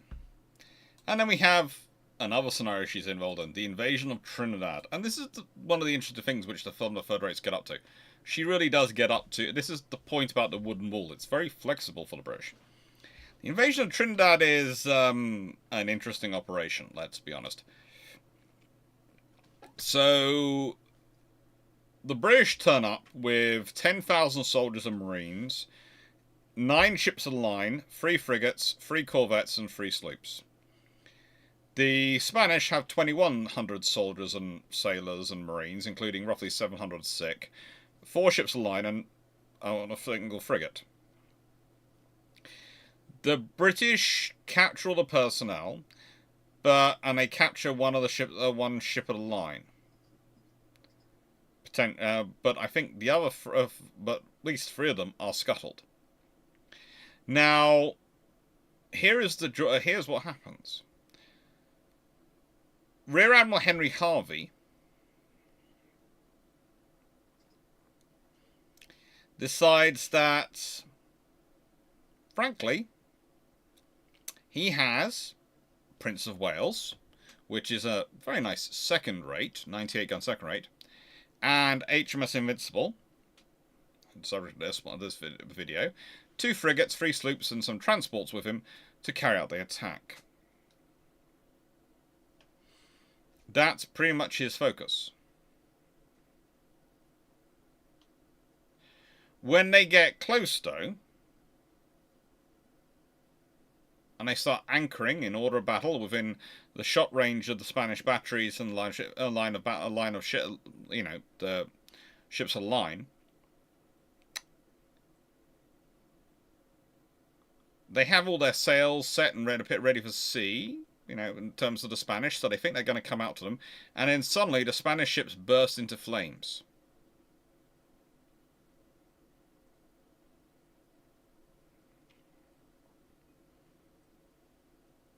The San Damaso, one of the vessels they had there, was actually captured by the British because it didn't go up.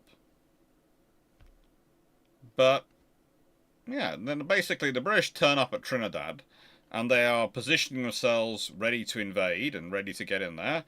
And what they find is no one wants to fight. But rather, the Spanish realize they are completely overwhelmed.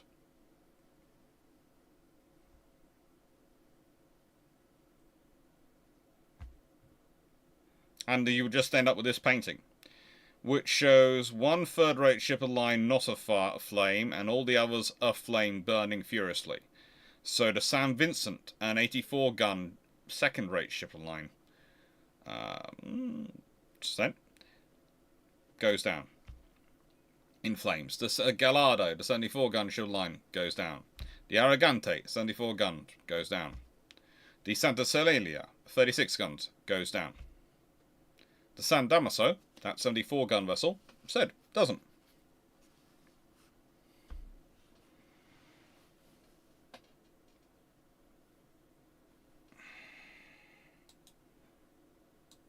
I'm not sure about no ship by name of War Sprite.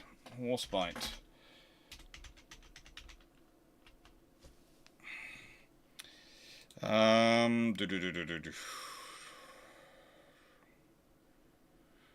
War Sprite 87 was destroyed by fire.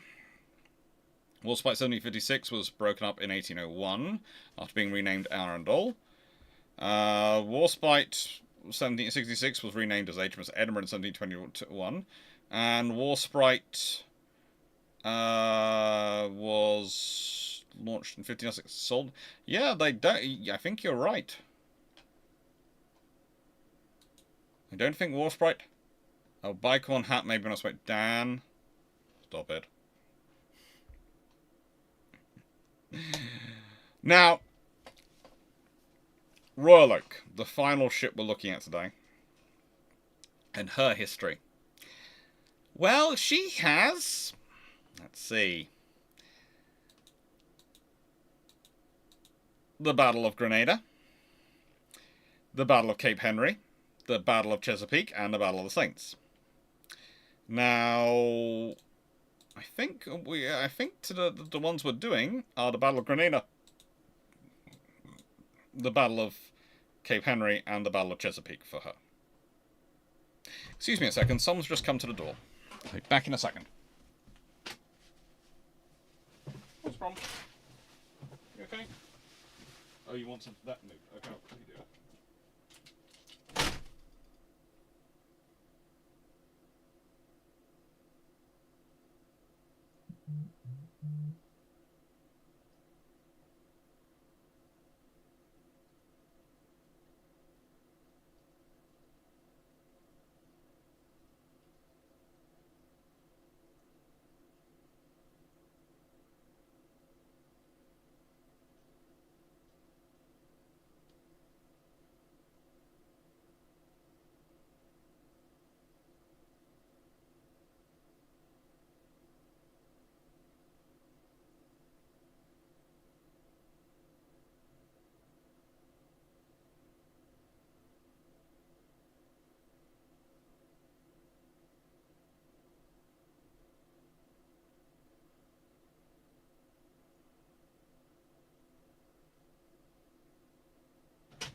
Good. I'm going to have to clean my hands off that one.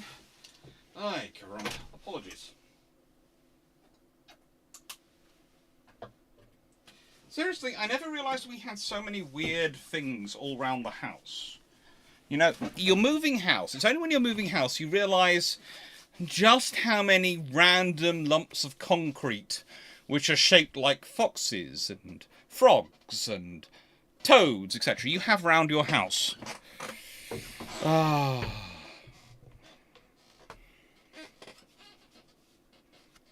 So I know. So, Royal Oak. Of course, a Royal Oak class. Now, the Royal Oak class are a fun group of 74s. They were designed by Sir John Williams. And they had been preceded by the Elizabeth class, which had been designed by Sir Thomas Slade. So, again, you can go back through them, and you'll find that from the Ramillies class to the Royal Oak class, it goes Ramillies class, Elizabeth class, and then Ramillies class, Albion class, Elizabeth class, Royal Oak class. And the Royal Oak class are Royal Oak, Conqueror, Bedford, Hector, Vengeance, and Sultan. Can I be the only one who thinks that the ship naming committee in this period were interesting? I mean, you have a name of Royal Oak start off, and then you go, you know what, next one? Conqueror. Yeah, I want it to be called Conqueror. And then after that, Bedford. Gonna call that one Bedford. Okay, and then we want a Hector. Yeah, because we want to show we are classically inclined. And then Vengeance. Yeah, Vengeance. And then Sultan. Sort of going, did you, by any chance, I don't know, miss your stabilizers today? Do you need to drink some iron brew? Do you need to drink some milk? One or the other. Tell me which one, I'll get it for you.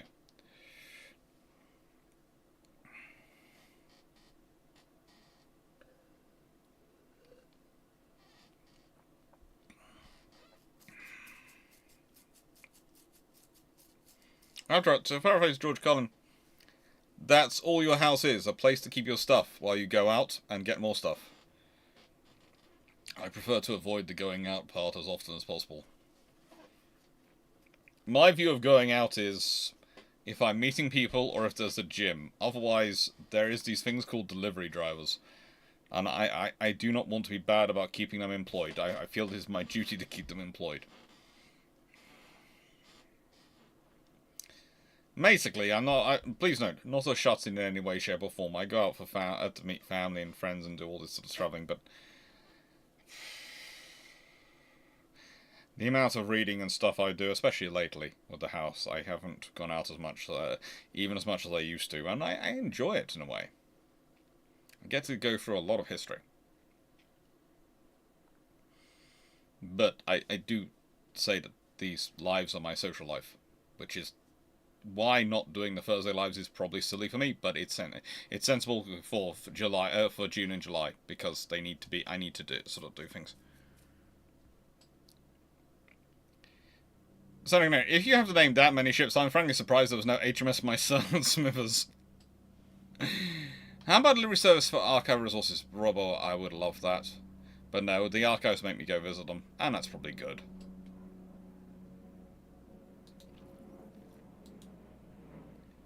You are, Dan, you are cheaper than IKEA delivery. Plus, you turn up with, and actually assist me with doing the IKEA stuff. Please note that we had to change all the lampshades in our house. And I decided I needed an extra pair of nimble fingers to assist with me with this. So basically, me and Dan changed all of the lampshades in the entire house. And by the way, the Royal Oak class are followed by the Culloden class, which are Culloden, Thunderer, Venerable, Terrible again, Victorious, Ramillies, Hannibal, and Theseus. Which shows you how quickly the names come around again. They really do. Now, Royal Oak was ordered in 1765, laid down in 1766, launched in 1769, and broken up in 1815. And as said, she participated in the Battle of Grenada, the Battle of Cape Henry, the Battle of Chesapeake, and the Battle of Saints. And I'm betting there are at least a few of you going, what battle? Battle of Grenada you probably have heard of. Battle of Cape Henry, if you haven't heard of it, I understand. Okay? The Battle of Grenada was a French victory. The French turned up with 25 ships of the line under Charles Henry Hector. The British turned up with 21 ships of the line under John Byron. Now, the trouble is that, how to put this, John Byron, who's the grandfather of the famous Lord Byron the poet, sailed to relieve Grenada, which the Comte d'Estaing had just captured. He believed, and by the way, Charles Henry Hector is otherwise known as the Comte d'Estaing, he believed he had numerical superiority. So, As the French left their anchorage at Grenada, instead of forming line of battle, no, Byron ordered a general chase to attack them. This meant it was disorganised on the British part, and the French were organised and had superior numbers, and so they were badly mauled. In fact, it was the most disastrous battle the British had encountered since Beachy Head back in 1690, according to Mahan. I don't quite agree with that, because the British don't lose any ships. They have 183 killed to the French 173 killed, and the British have 346 wounded to the French 773 wounded. So the French actually have more wounded and slightly less killed. It's a French victory because the British failed to relieve Grenada. But it's not really the same for Byron. And pretty much what he does is Byron returns to St. Kitts, Stang returns to Grenada. He doesn't make further attacks in the West Indies. In fact, he then goes off and cooperates unsuccessfully with the Americans to attack Savannah. And then returns to Europe.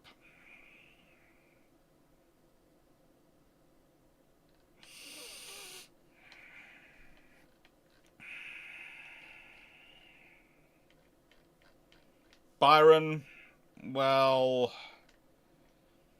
Byron goes on to have a career still afterwards. He resigns his post not long after it, the Battle of Grenada, but he does get made Commander-in-Chief North America Station, and he was Vice Admiral of the White by 1780. But he suffers from poor health afterwards for most of his life.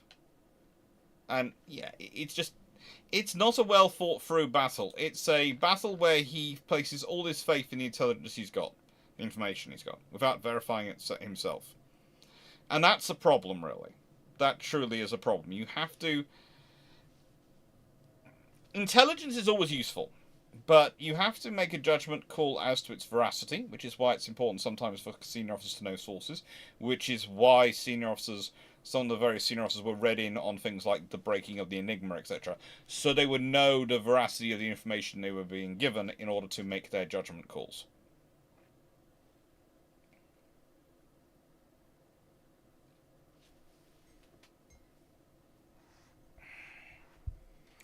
Robola, and if you're a professor, it exists and it's called grad students.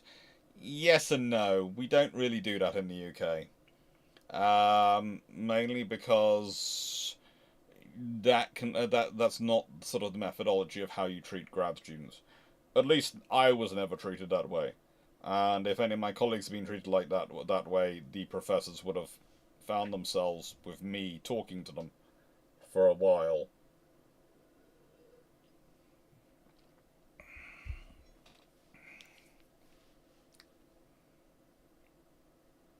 Actually, we weren't changing any of the light bulbs. Well, we did change some light bulbs, but we don't... No, we were changing the lampshades. Because my mum wants to take lampshades from here with her. Because she likes them.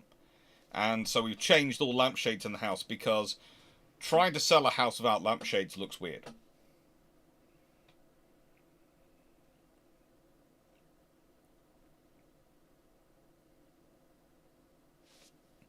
And I think we decided in the end it would take 3 of us to change a lampshade. It depends on the lampshade, though.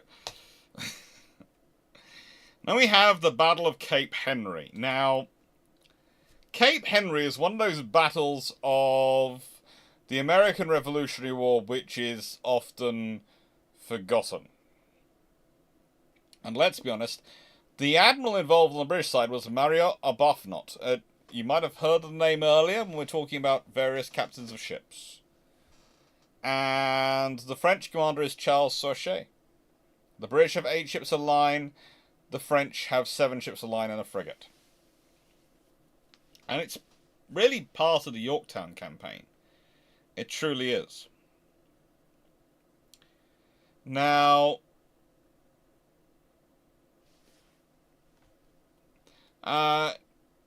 Charles Stouchet Suchet is otherwise known as Chevalier de Stouchet, which I really some of the French names in this period. I'm sorry, I just do not understand where they're getting from.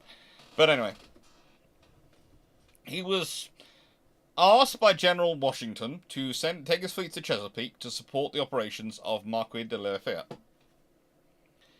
And he was followed by a Buffnot, who sailed from Long Island. A Buffnot managed to sail faster than the Stouchet, and reached the Virginia Capes ahead of him on the 16th of March. They manoeuvred for a fair number of hours, and then they joined battle. Neither side lost ships, but once the battle was over, a Buffnot was positioned to enter Chesapeake, whereas the Stouchet has to return to Newport. And a Buffnot protects the bay for the arrival of additional troops to reinforce Arnold. It's one of those little battles which is completely forgotten in most of history. Honestly, when you turn up to talk in Age of Sail battles, if you said you were doing a presentation on the Battle of Cape Henry, probably a lot of people would be looking at it going, what are you talking about?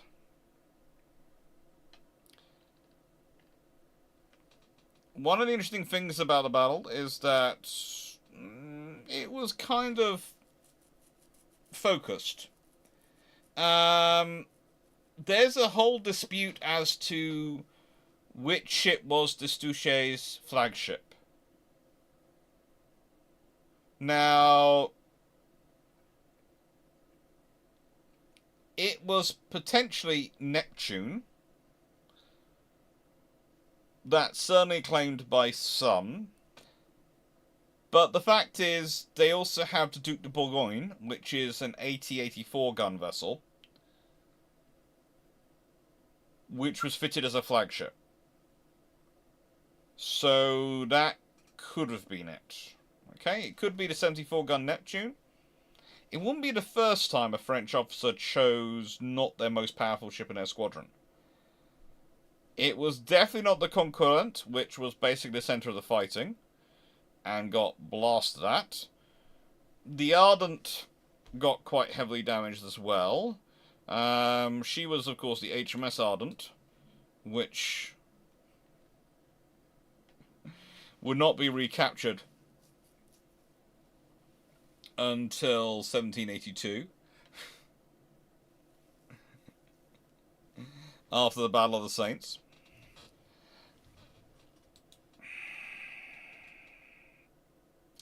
Looks like it gives a good battle for a war game show, because it's one of those battles which is truly about your position.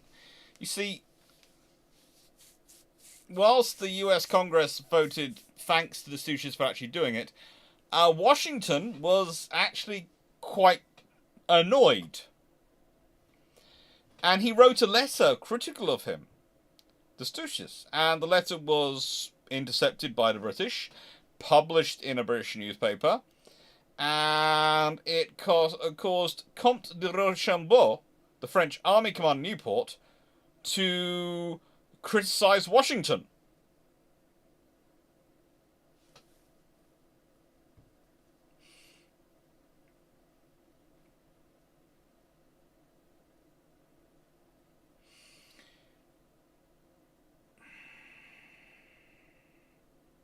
And what's fun is it causes all sorts of other things. It causes Lafayette to go, well, perhaps I should withdraw to join Washington as the fleet's failed. But then Washington orders Lafayette to stay in Virginia. And eventually it's Comte de Grasse who comes to the Battle of Chesapeake and manages to do the stuff that, lays for a successful blockade of and siege of Cornwallis and Yorktown and Virginia.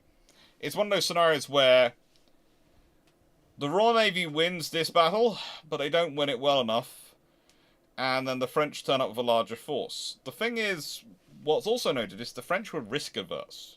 Mahan really does harp on about this in some of his books about it. And it, in his view, being risk-averse is the reason why the French don't win so much in war. And I think the basis of that, it comes back to the fact that the French have a fear of operation, which is the operation is more important than the ships, than the battle. And again, we go back to that earlier battle talking about the glorious 1st of June, where she's disputed over whether it's a victory or not. Because whilst, yes, a lot of French ships get captured, there is the other problem that those French ships that get captured allow for that great big grain void to come through, and that was the mission they were focused on. Take care, Dockyard.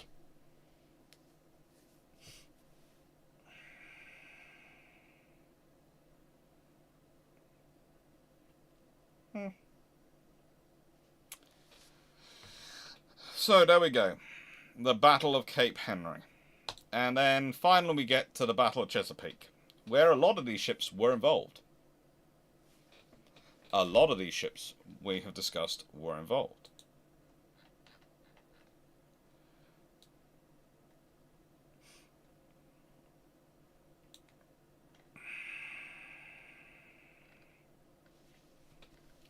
On the British side, there is Terrible, Royal Oak, and Invincible.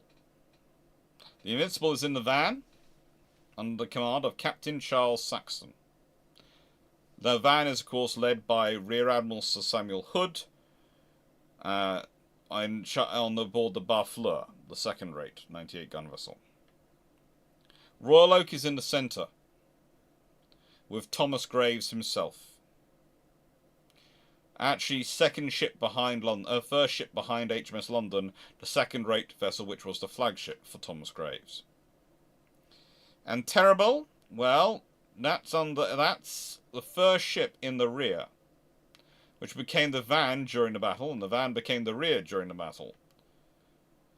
Under Rear Admiral Francis Samuel Drake, aboard Princessa, a 70-gun third-rate. It's one of those battles where the British fleet gets completely turned around, and what's supposed to be at the front turns out is out at the back, and what's supposed to be at the back, it turns out to be at the front. Which is not a good scenario for starters. All three ships are part of the battle. And it is a loss for the British, because if they'd won, they'd achieved it, they could have broken the siege on Yorktown, and could have probably changed the course of quite a lot of that campaign. But the problem is, the British turn up with 19 ships of the line, most of which are worked through and either haven't been exercised properly because they've been sitting in New York under Graves, or they've been literally worked to a bone because they've been sailing around under Hood. They have 19 ships. The French have 24 ships on line under the Comte de Grasse.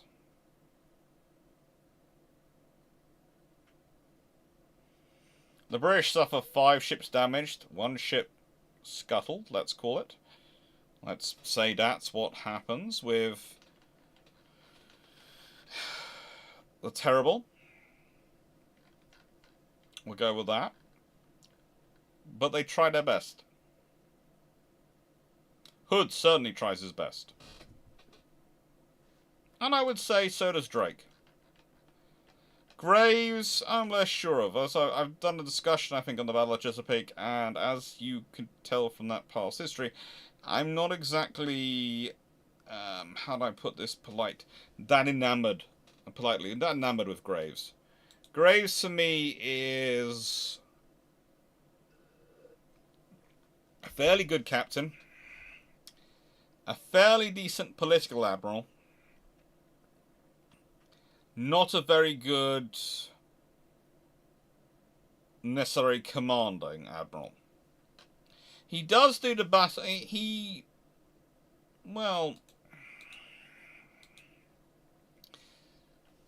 During the Battle of the Saints, he does do slightly better. But not really that much better. I don't think he was he there? No, Drake was there. So I don't think Graves was, actually, was he? Oh, no. Yeah, he wasn't. Why did I think he was in the Battle of the Saints? No, it was the glorious 1st of June. He was second in command to Howe at that battle.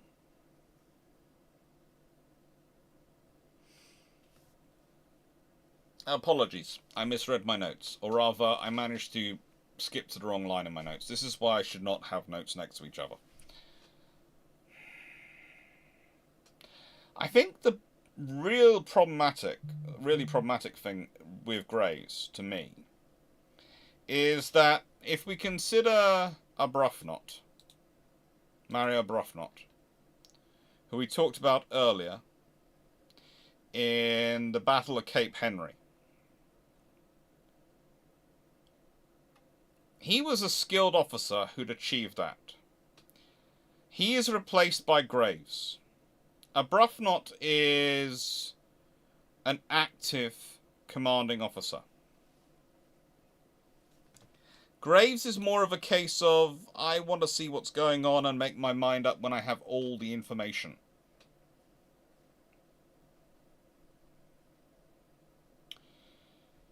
And I think that's the problem, really. Graves wants everything before he acts.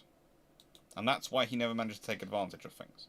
For example, if Arbuthnot had been in charge at Chesapeake, let's say he'd had the same ratio, but let's say he pulls off the same trick he does at Cape Henry, which is basically what Graves needed to pull off.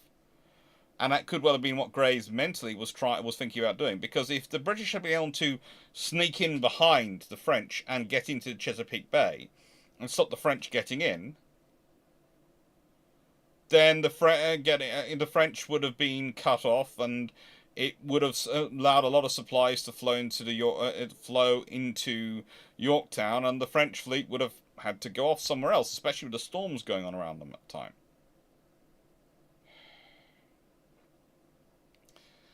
Once you move, the notes can be better organised. No, it's a case of, as said, the notes I've put together from other things, and I will admit that the long patrol version of this they will be better organised for. The reason notes are a bit marked up is because I only made the decision to do this video rather than doing the D-Day video last night, because I decided that, frankly, the wooden walls. So basically, I've grabbed notes from all over the place, pulled them together. So I would have notes for this, but this literally has been put together over today.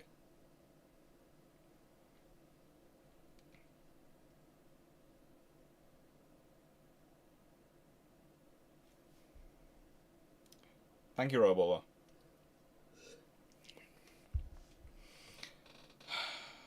It was an interesting time. It truly was.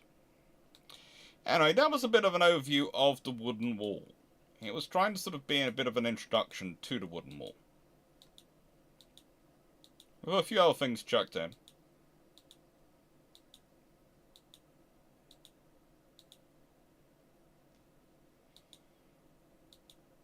But the point was, these are the ships which aren't talked about.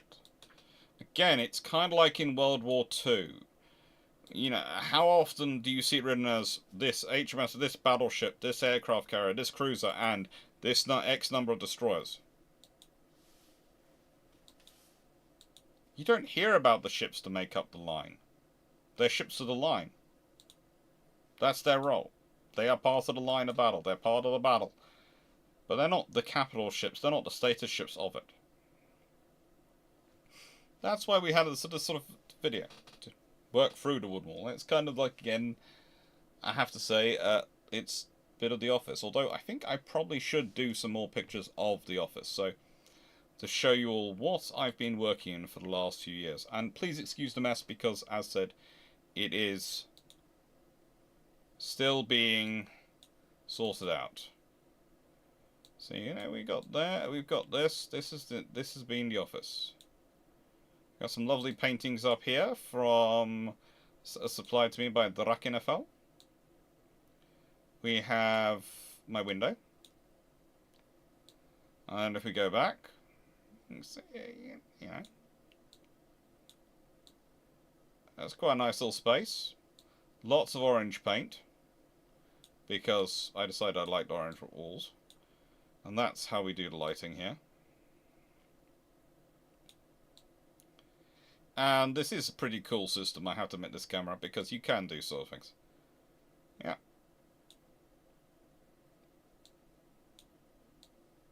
This is my little office.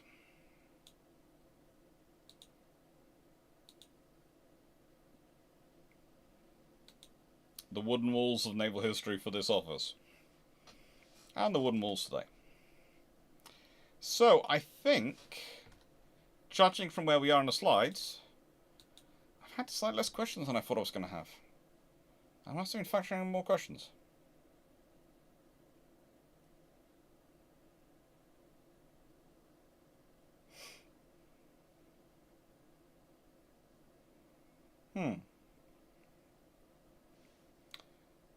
But yeah, so that's finished the slides. So any questions? Any decisions? And as always, I will be on Discord after this as well. There you go. Yes, there are books which are. I have literally packed now somewhere close to 60 boxes of books for myself, and I'm still packing books. It is insulated. Wooden wall and ceilings. Yes, the ceilings are insulated as well. It's one of the things I found fun was that on a cold winter's day when everyone else was complaining about being cold, me, the computers on in here, would keep this room warm.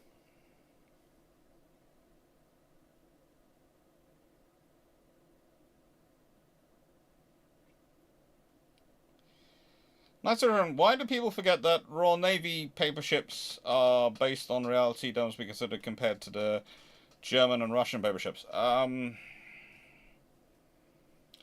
no. There's a tendency to treat all paper ships as rather the same thing. And I can agree with that. Until a ship is ordered, it's a paper ship. And frankly, it should always be treated as an intention, a desire, not necessarily a reality. There's a whole video, section of video for Scuttlebutt 2, which I've posted a link for the Killix to have a look at before it goes live next week some point. Just to check their view, I haven't been too nasty, people, because there's all sorts. There's a whole section on the H-class battleships in there, because some things are just not quite correct. Jacob, the books are multiplying. They are multiplying, yes. You have a Pentium. I have a Pentium?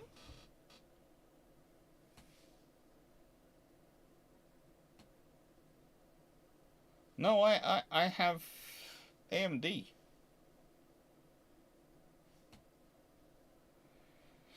Let's see. Would it be accurate that the Admiral-class battlecruisers, as we know it, were the result of both Jellicoe and Beatty? No. No. They really aren't. Beatty is terrible at not getting involved in ship construction. As a first Sea Lord, frankly, he really doesn't get involved in those things. It's not something they're really interested in. He just wants a ship which is fast. What were most third rates the Royal Navy had at the time? I do actually have a scenario for that one.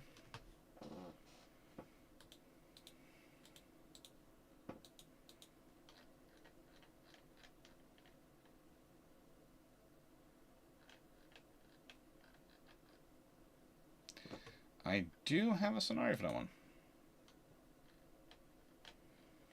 Because they did have a lot. It was... There is a reason why there is a absolutely colossal document in my document list.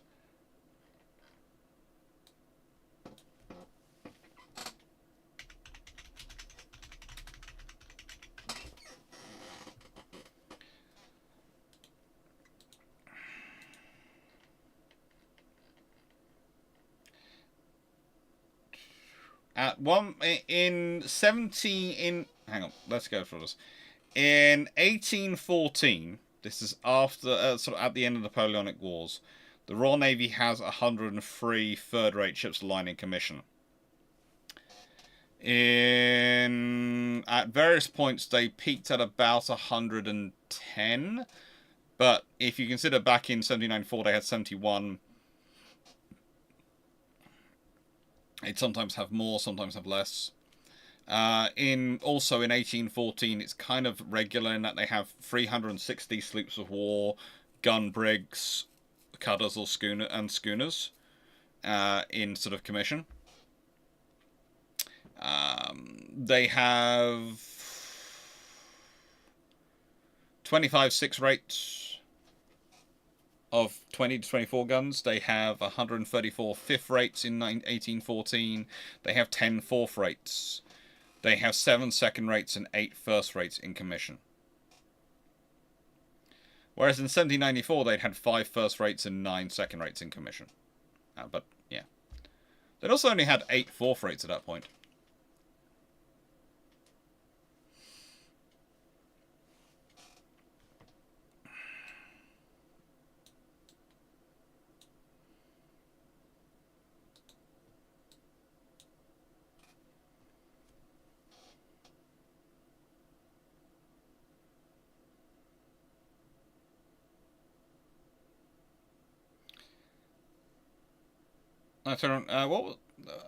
If the Americans were building a ship akin to the Hawkins class, what might they go for?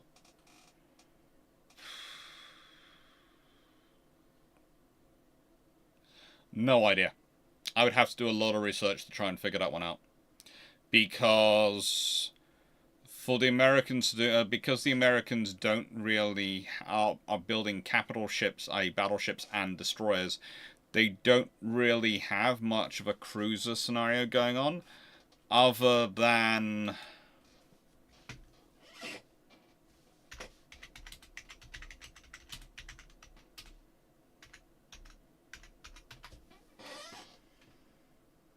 the Omaha class.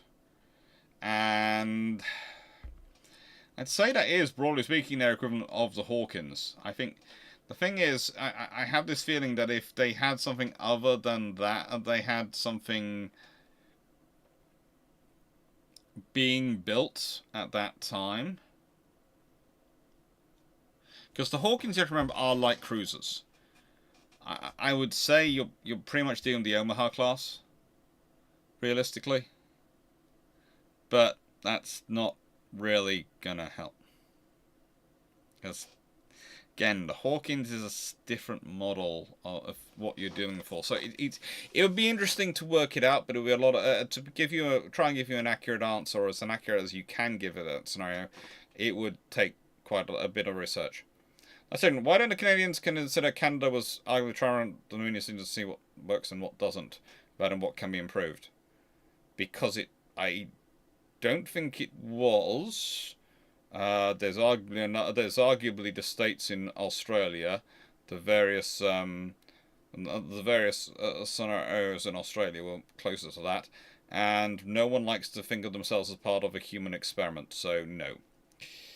My gooch, that's a good view of the one wall from the Irish Circle. Any plans on doing follow-ups during something similar from French or Spanish perspectives? Potentially.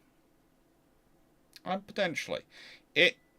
It's gonna be, the thing is, the wooden wall is something more from the British perspective, because the British did refer to it was referred to as the wooden walls of England. So it's something more associated with the British than it is with the French and the Spanish. They had a different approach to the navies, so I wouldn't call those videos the wooden wall. I would call those things Le Fleet Expeditionnaire or something like that, because that was their perspective. The thing is, wooden wall is the British perspective, and that the thing is literally the 74s are another brick in the wall. That's the point. They're building more, adding more bricks to the wall. Not so much a scenario with the French or the Spanish.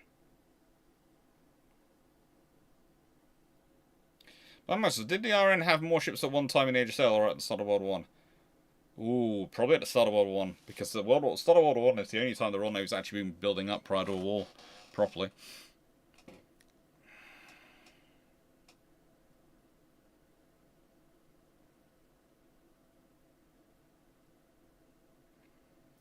Nice Iron probably would be seen as a bit of improvement, but it seems to be slightly more than that, than a marginal one. Excuse me a second. Just gonna quickly blow my nose.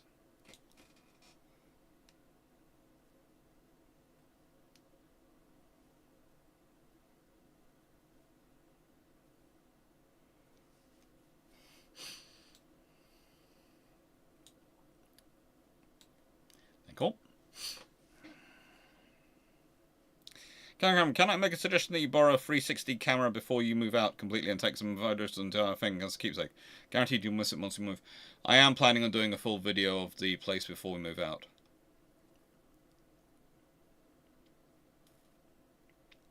Black Maximus, just imagine it. I don't think I have a 360 cam. I don't think I could get one. I do have a steady cam from my ship shape trip, so I have that. I'll probably use that to go around, and I can do that in 4K. But I don't think I have a 360 cam. I was looking at one, but again, it's gonna sound this sounds terrible every time I say it, but because I keep saying, almost pleading poverty to all you on. I don't feel good about that, but it's not a case I'm pleading you know, I buy books, etc. But at the moment, my main money is going on lawyers' fees to sort all it and make sure all things going through properly, and that's just emptying me out. So I have a whole list on the joyous thing that is known as Amazon, which has a list of all sorts of ideas of things I would like to get. And that it does include actually a holder for the camera I already have, and also a 360 camera. Because I'd like a 360 camera, but because I think it'd be useful for some of the history I do.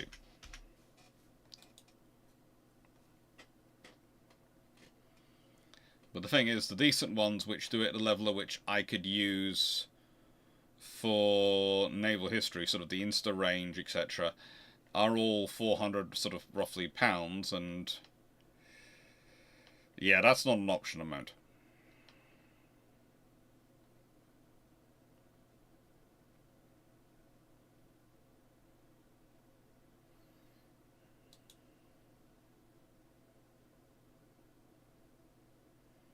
The fact that Osbot have produced a new camera is slightly annoying to me, but we'll leave that to one side. Now, I'm very happy with the Osbot I have, but they just keep getting better and better. The cameras just keep improving so fast.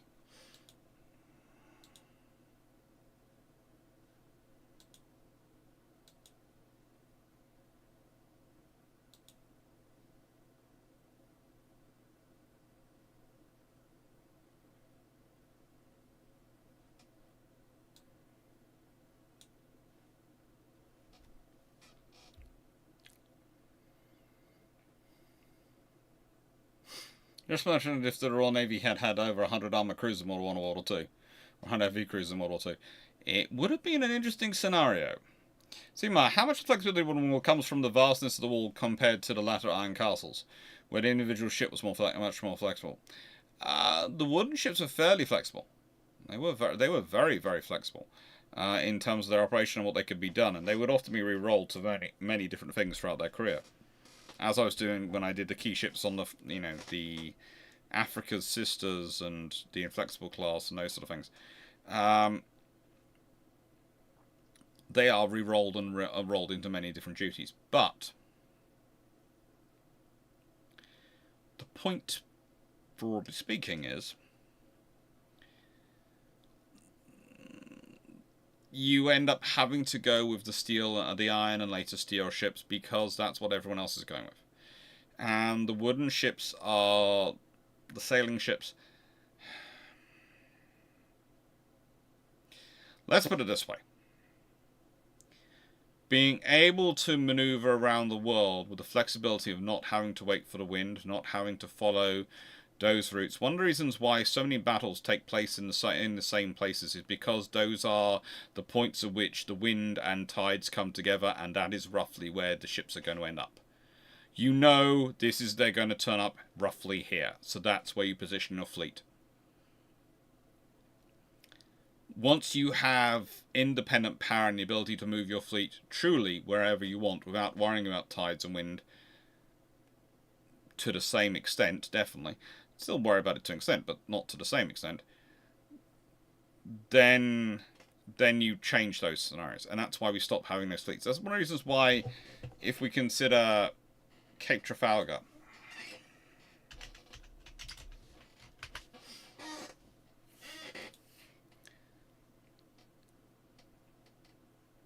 the fact is, there have been a lot of battles off Cape Trafalgar. There have been a lot of operations in that area, because of where it is, because that's where fleets tend to turn up. It's the same as well with, I think it's, isn't it Glorious 1st of June takes place there? Yeah, it's one of the many battles of Ashunt. The Battle of Ashunt, there's 1778, 1779, 1780, 1781, 1782, Glorious 1st of June 1794, and then there's the Battle of Ashunt from 1944. And that's when the 10th Flotilla of Royal Navy, Canadian and Royal Canadian Navy and Polish destroyers meet the 8th Narvik Flotilla. And the rest is very painful history for the Germans.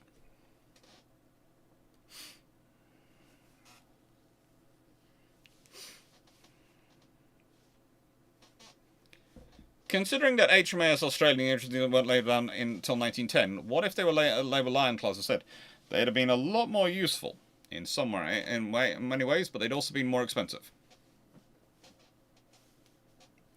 But also, but they would have been more useful, but they would have been more expensive, which is one of the reasons why. Let's put it this way: you can argue that the navies, the Australian and Canadian governments, and the Australian and New Zealand government were really going for, we want a ship which is a battle cruiser, economic warfare cruiser, a squadron leader for a fleet, flagship for our cruiser squadrons, which are going to do economic warfare. We're not looking for a battle cruiser.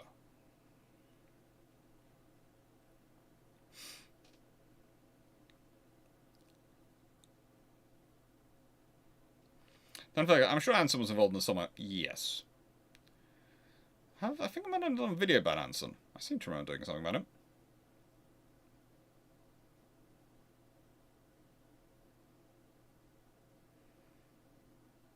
I don't know, would it be correct that if Prince Wales hadn't been finished off by the Japanese, she'll be scuttled by the RN, she's basically been crippled? If the RN can tow a capital ship to a place where she can be repaired and saved, they would do that. Prince of Wales would have been towed to Singapore, fixed up as quickly as she can to be basically operating and limping across the Indian Ocean as quickly as the RN could get her out. It would have been the same with Repulse. If you can get a capital ship home safely, you get a capital ship home safely, because they are very expensive to replace. The Africa Sisters video is a Key Ships one. You should be able to find it.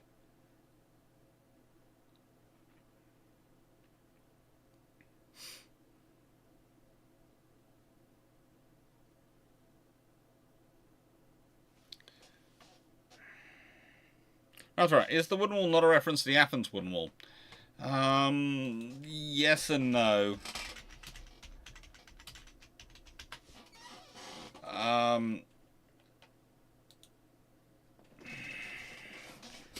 It's one of those things where,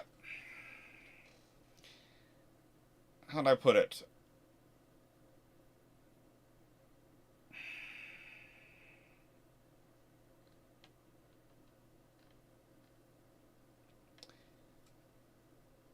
There is a, how's it going? Look, it starts out, it's certainly a lexicon phraseology. And the thing is, the wooden wall starts out as a descriptive phrase. And then certainly when some are seeking, and we're not sure at which point really this comes involved, some are seeking to give it a classical authorship. They do harp on the Athenian wooden wall. But the thing is, some of the first people to describe it as a wooden wall are not some of the people who are really well read. And the Athenian wooden wall is a bit of interesting Greco history. Let's put it this way. It comes about as a description before a lot of the obsessions with Greek history really do come about. They have started naming ships with Greek names and after Greek heroes. But honestly, some admirals and some captains and a lot of politicians If you'd pressed them and asked what was the heritage behind that name, they just look at you as if you were weird.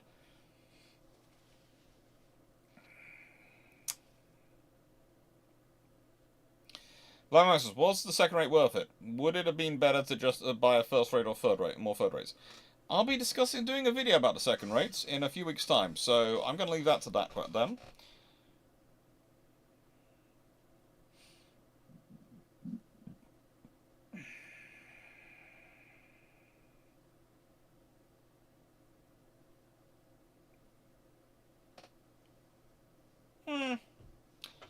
Night again, everyone. These things are all a question of range and utility, and it was felt that the extra range was worth the utility.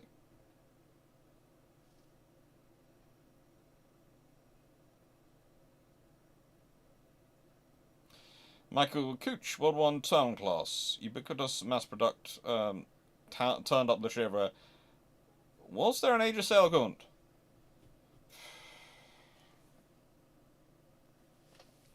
Could go with a Temeraire class of the French. That was suddenly turned up at a lot of places. Mostly quite often under Royal Navy control. I think the Temeraire herself became part of the Royal Navy. I would say...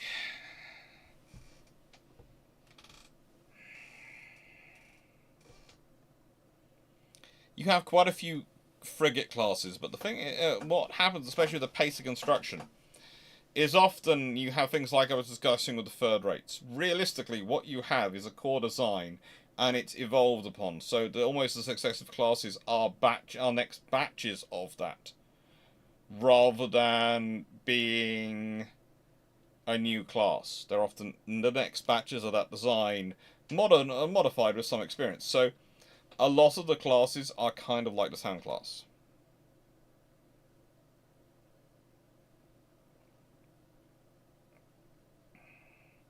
Are there any of the trees that are native to Iceland good for shipbuilding in the Age of Sail?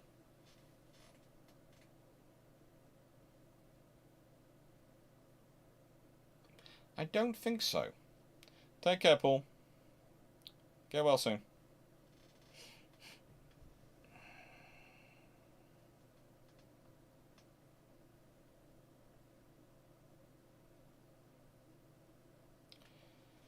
Black Maximus, what if Canada had ordered 4 improved Lion class, third turret position like Tigers, leading Canadian fleet units? They would have had some very interesting vessels. Some very interesting vessels. And what if British put eyes on their Age of Sail ships like the Greeks did? Well, let's be honest. The British they don't put eyes on their ships. They put full figureheads. So the Greeks put the eyes because that's the eyes on the god, but it's the figureheads are really the equivalent.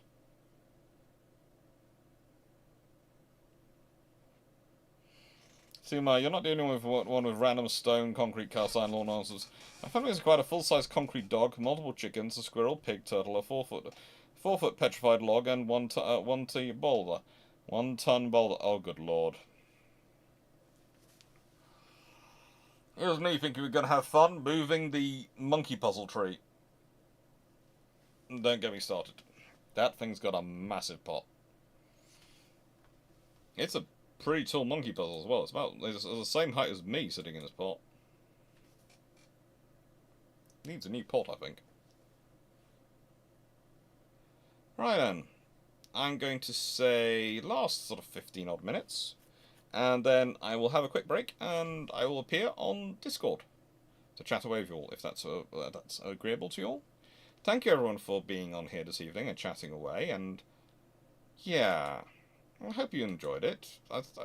It was a last minute change, so I didn't have the normal preparation time, but I hope it was a good video, an interesting one to discuss the wider wooden wall, and as said, I was trying to make a video which was appropriate to this lovely office, as this will be for the last Thursday live. I will of course be returning to Thursday lives in August, and I will of course be doing all sorts of doing lives the whole way through in terms of the keeping up Brewship lives and other odd lives throughout the next couple of months. So I hope you will enjoy those, and we'll call in for those. There are premieres scheduled for the Thursdays. Not all the premiere. I think all the premieres are pretty much up, but I don't think that the July ones are started being uploaded yet, because I'm still fussing over theirs. I think all the Tuesday videos, barring one, have been uploaded, but I'm going to re-record at least 2 of them, including one which is due to be uploaded, so that's probably going to change. So there's going to be Tuesday videos. Monday videos are, of course, the Twitch streams recorded. And there are them all the way through to the end of, I think, the end of July. I think they begin in August. And, yeah.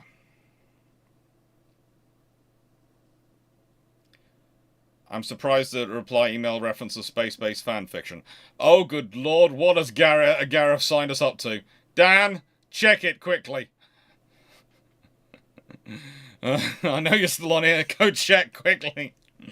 I know he signed me up to learn Hearts of Iron 4. Apparently I'm going to learn it with him to play games. And there's going to be a joint campaign with him and me. But what else has he signed me up for? Thursday videos will all be... August will be lives. August will return to lives with the Saturday videos. The Saturday videos through June and July will be interesting.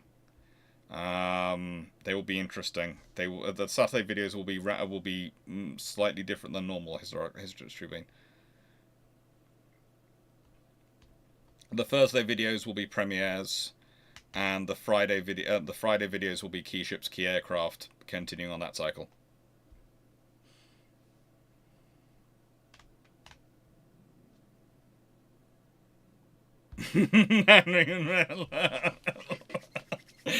Okay, Dan, what have you been signed up for?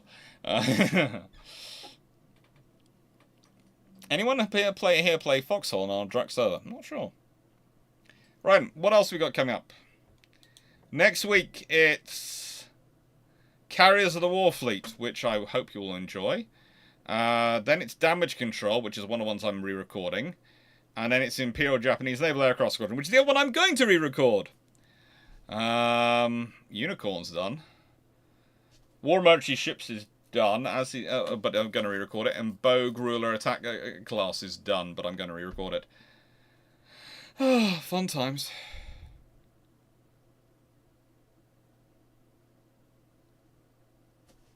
Look, if I'm playing Hearts of Iron 4 and Ultimate Admiral Dreadnoughts, and also doing this channel productivity, the answer is I will never have a social life. This is, as I said, my social life.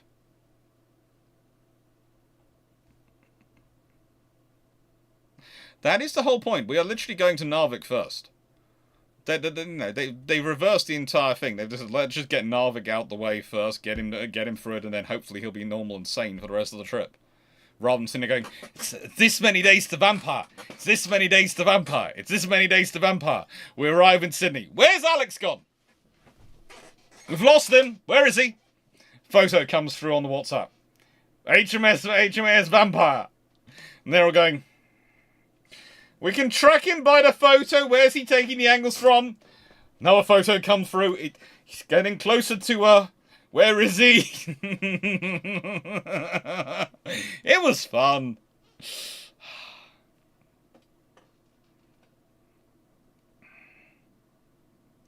That's it. Would buddy tankers carry adjustable external fuel tankers? Probably.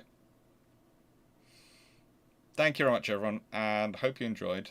Take care, and see you in a bit on Discord if you can join us. Take care.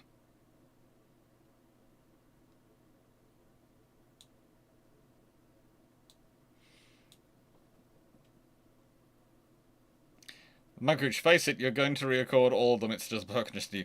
Don't get me started. There are odds on... My mum is currently running a book in the family on how many of the videos I re-record in hotel rooms as we're going around Sweden and Norway and Finland if we get there. If I get the funding. If I get the $3,000 which is needed for me, then... Yeah. A day-long tutorial by Garius. A day-long! A day-long tutorial. I'm going to need to buy the blooming game, aren't I? Take care, everyone. Thank you. I think have I got it already? No, I haven't got it on order to get. Thank you very much, Sharon. Take care, and toodles. See you all hopefully soon, or many of you soon, on the Discord.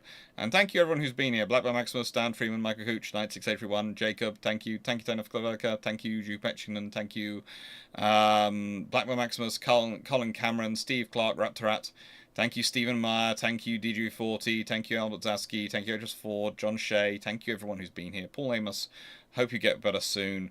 Thank you, Colin Cameron, everyone who, Draken Red, Jacob, Leslie, Dockyard Talk, Verdun. Thank you everyone who's been here. I hope you've had a nice time. I hope you enjoyed the video, and the long patrol for this will come out in not this Saturday but next Saturday. Thank you, James C. Tanley. Thank you, Leslie Mitchell, and thank you everyone. Take care.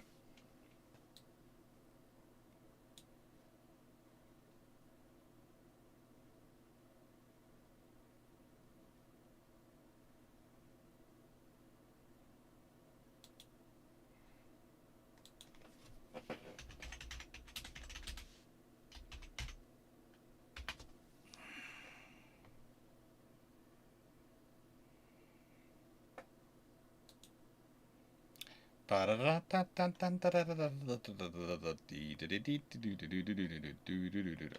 gonna re-edit that.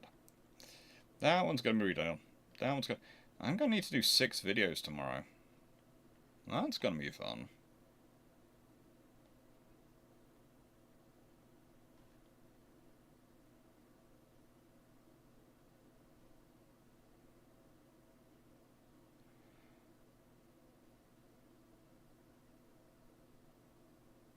Da da da da.